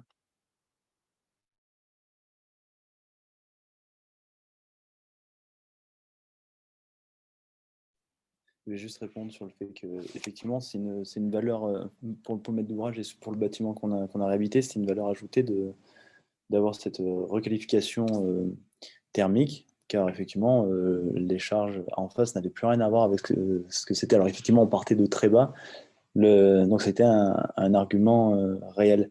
Mais je crois que Marc l'a évoqué tout à l'heure, il y a tout de même quelque chose qu'on n'arrive pas à changer facilement, c'est le comportement des utilisateurs. C'est vrai que on a toujours pas les mêmes sensations sur le chauffage, donc avoir des commandes libres sur il y a des augmentations des températures, des consignes. Je pense qu'il y a encore un gros travail. Le bâtiment est sujet au travail, mais à réflexion, mais l'humain aussi est problématique. C'est pas une vision négative que je veux donner, mais il y a tout de même cette notion à prendre en compte. Alors, je ne sais pas si Marc, tu observes la même chose. Moi, je vais compléter un petit peu. Donc, nous avons des clients qui ont développé des chartes environnementales et qui tiennent absolument à ces chartes environnementales et énergétiques vis-à-vis de leur bâtiment. Alors, non seulement vis-à-vis de leurs locataires ou leurs futurs locataires, mais aussi vis-à-vis de leur personnel. Et ça, c'est un élément extrêmement important qu'on a découvert d'ailleurs. Alors, c'est que le personnel était vraiment partie prenante sur ces éléments-là. Et notamment également une foncière qui loge une partie de son personnel dans ses bâtiments. Donc oui, c'est un élément important. Et donc, ce que je pourrais rajouter également, c'est qu'une question régulière pour une nouvelle location, c'est quel est le coût des charges. On n'en est peut-être pas encore à l'impact environnemental, mais en tout cas, la partie économique est quand même maintenant un critère de choix sur les locations. Très bien, merci pour ces éléments donc, qui sont quand même assez rassurants, puisque derrière, il n'y aura pas uniquement le bâton des obligations réglementaires qui fera bouger les obligés, mais on peut penser aussi que la carotte de résultats et les projets que vous nous avez présentés nous permettent aussi nous laissent miroiter qu'on a des résultats assez intéressants. Et est-ce que vous pensez, les uns ou les autres, en écoutant vos différentes présentations, on s'aperçoit qu'on était dans des démarches volontaires, puisque c'était avant les obligations réglementaires, et donc avec un curseur qui est fixé par le maître d'ouvrage, qui va fixer son ambition en fonction de ses capacités financières, de ce durée de travaux ou que sais-je. Aujourd'hui, on va passer maintenant sur des interventions avec obligation de résultat, puisque finalement, ce qui est contrôlé derrière, c'est la facture énergétique. Et donc, ça rejoint une question qui me semblait avoir vue sur le chat, mais que sinon, je vous pose. Est-ce que vous avez des retours sur les différents bâtiments que vous avez présentés en termes d'efficacité énergétique réelle par rapport aux ambitions éventuelles que vous aviez en début de projet? Et puis ensuite, est-ce que vous pensez que ce passage en termes vers une obligation de résultat va changer l'approche des maîtres d'ouvrage? Peut-être Xavier dans un premier temps? Oui, je pense qu'effectivement alors c'est vrai que, comme tu le soulignais, c'était une démarche volontaire sur le sujet que j'ai évoqué. C'était vraiment, des gens qui étaient vraiment, qui ont voulu enfin, le bureau d'études, Étamines a vraiment poussé sur des solutions qui pouvaient être, déjà audacieuses à l'époque. Le maître d'ouvrage les a pris un peu, comme ça, mais avec une belle explication, ça tout s'est bien passé et c'est vrai que je pense pas être catégorique sur le dire oui ou non, ça va améliorer la démarche, ces démarches-là. C'est vrai que moi, j'ai vécu une démarche volontaire. Hem, il faut faire enfin, comme je disais tout à l'heure, il faut qu'on garde, une réflexion commune. C'est que autant, tous les acteurs d'un projet architectural doivent être, concernés, le bureau d'études, le maître d'ouvrage. Est-ce que cette obligation va amener quelque chose, je j'espère que oui, après j'ai peut-être pas le retour que enfin, Marc a plus de maîtres d'ouvrage, je pense, dans sa poche pour avoir cette expérience.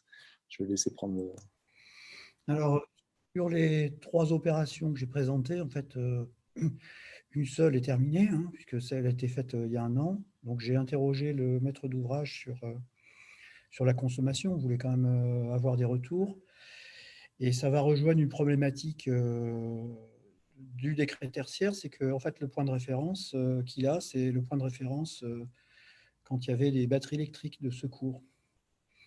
Donc je n'ai absolument pas pu comparer, la consommation énergétique, d'une année en fonctionnement normal, on va dire, précédant l'année de défaillance, avec, le résultat actuel.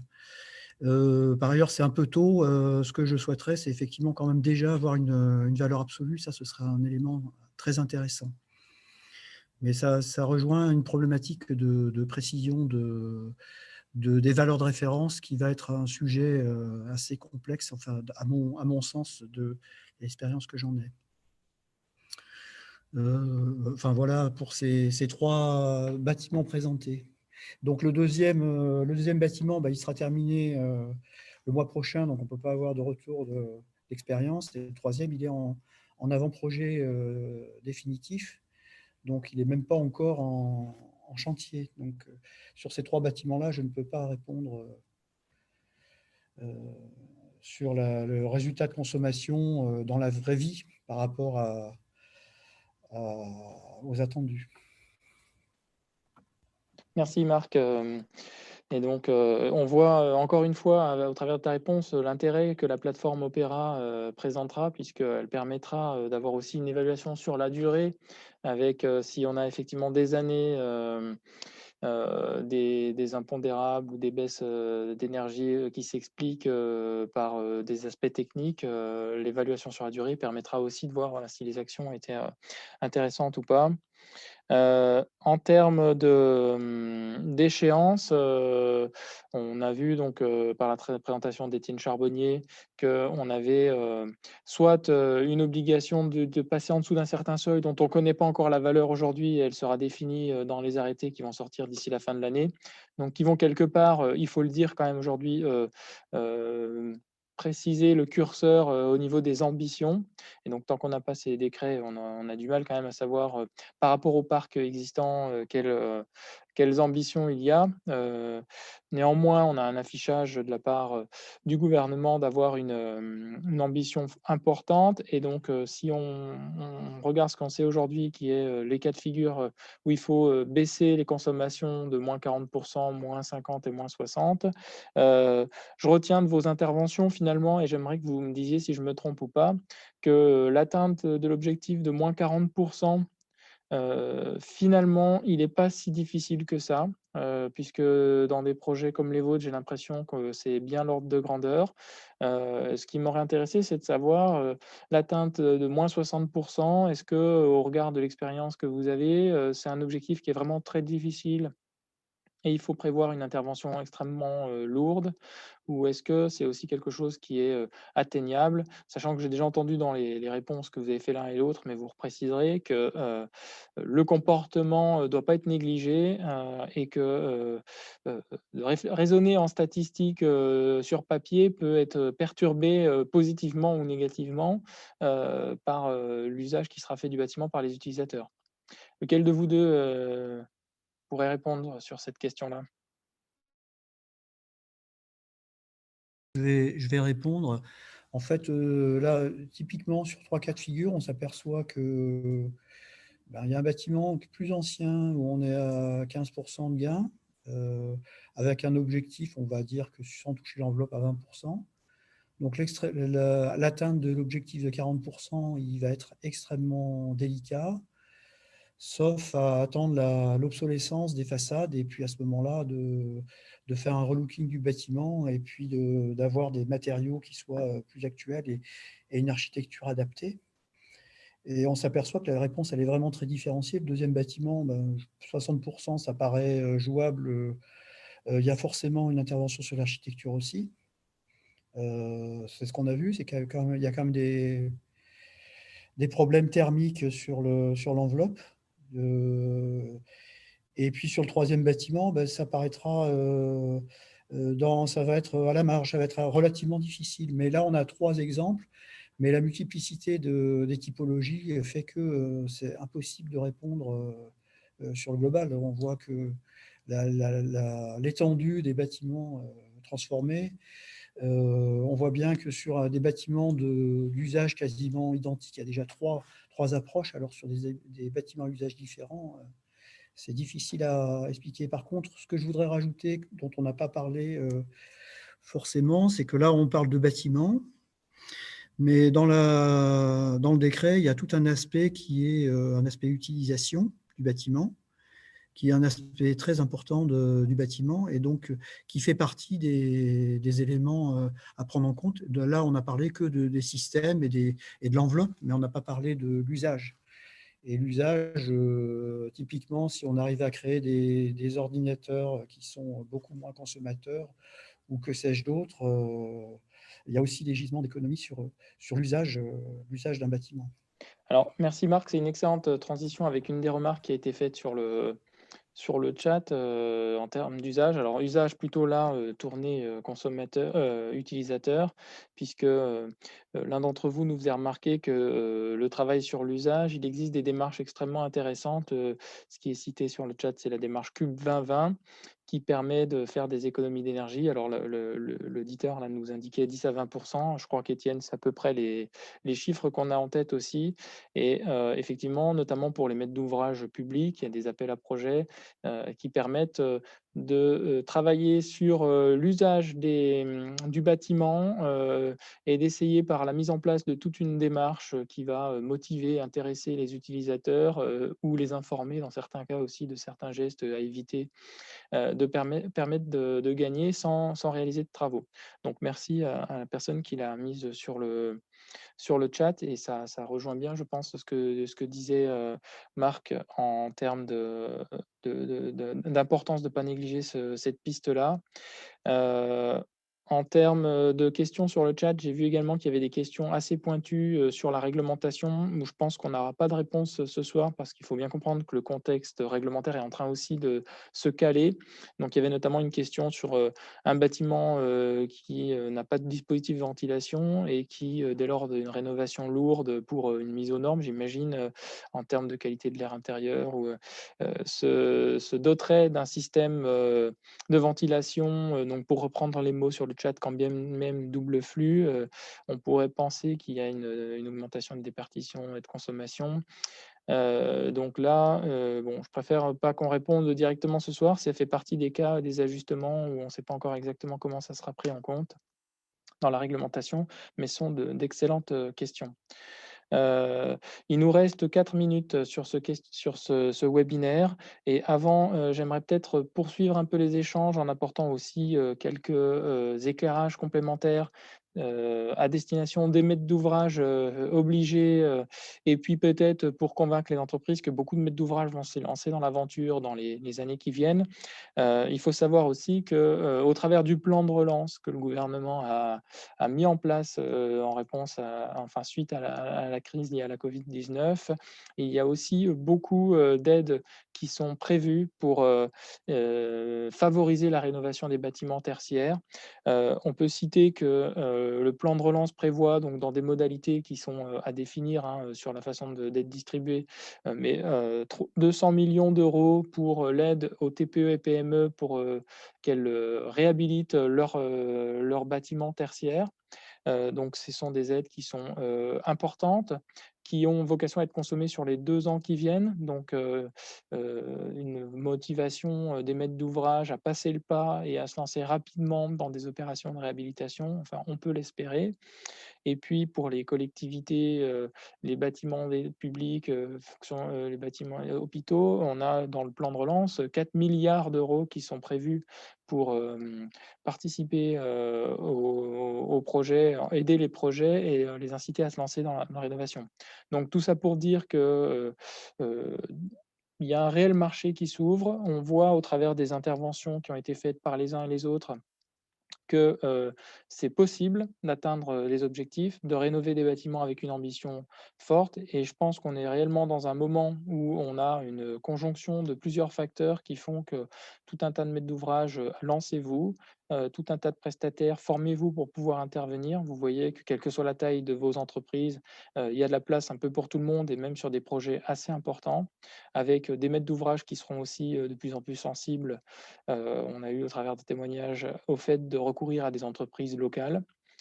Donc, je pense qu'avant de terminer, est-ce que l'un d'entre vous, un des intervenants, souhaite faire une dernière précision? Non? Pas de regret. Bon, moi, à ma montre, il est 19 h. Donc, simplement remercier de tous les intervenants ce soir avant de se quitter. Je vous remercie pour la qualité de vos interventions, pour votre disponibilité dans un format de conférence qui est un peu nouveau pour les 5 à 7, puisque c'est seulement le 2e webinaire. Je rappelle que vous pourrez visionner tous les 5 à 7 sur le site des 5 à 7 de l'éco-construction. Je vous invite à partager, le lien avec tous ceux qui n'ont pas pu assister ce soir au webinaire. En règle générale, on a un bon visionnage de nos séances sur le site internet. Et puis aussi préciser, merci à tous pour vos questions sur le chat.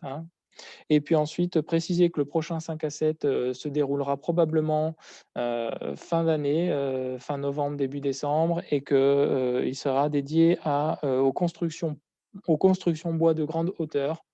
Voilà. Donc, merci à tous et à bientôt au prochain 5 à 7. Au revoir.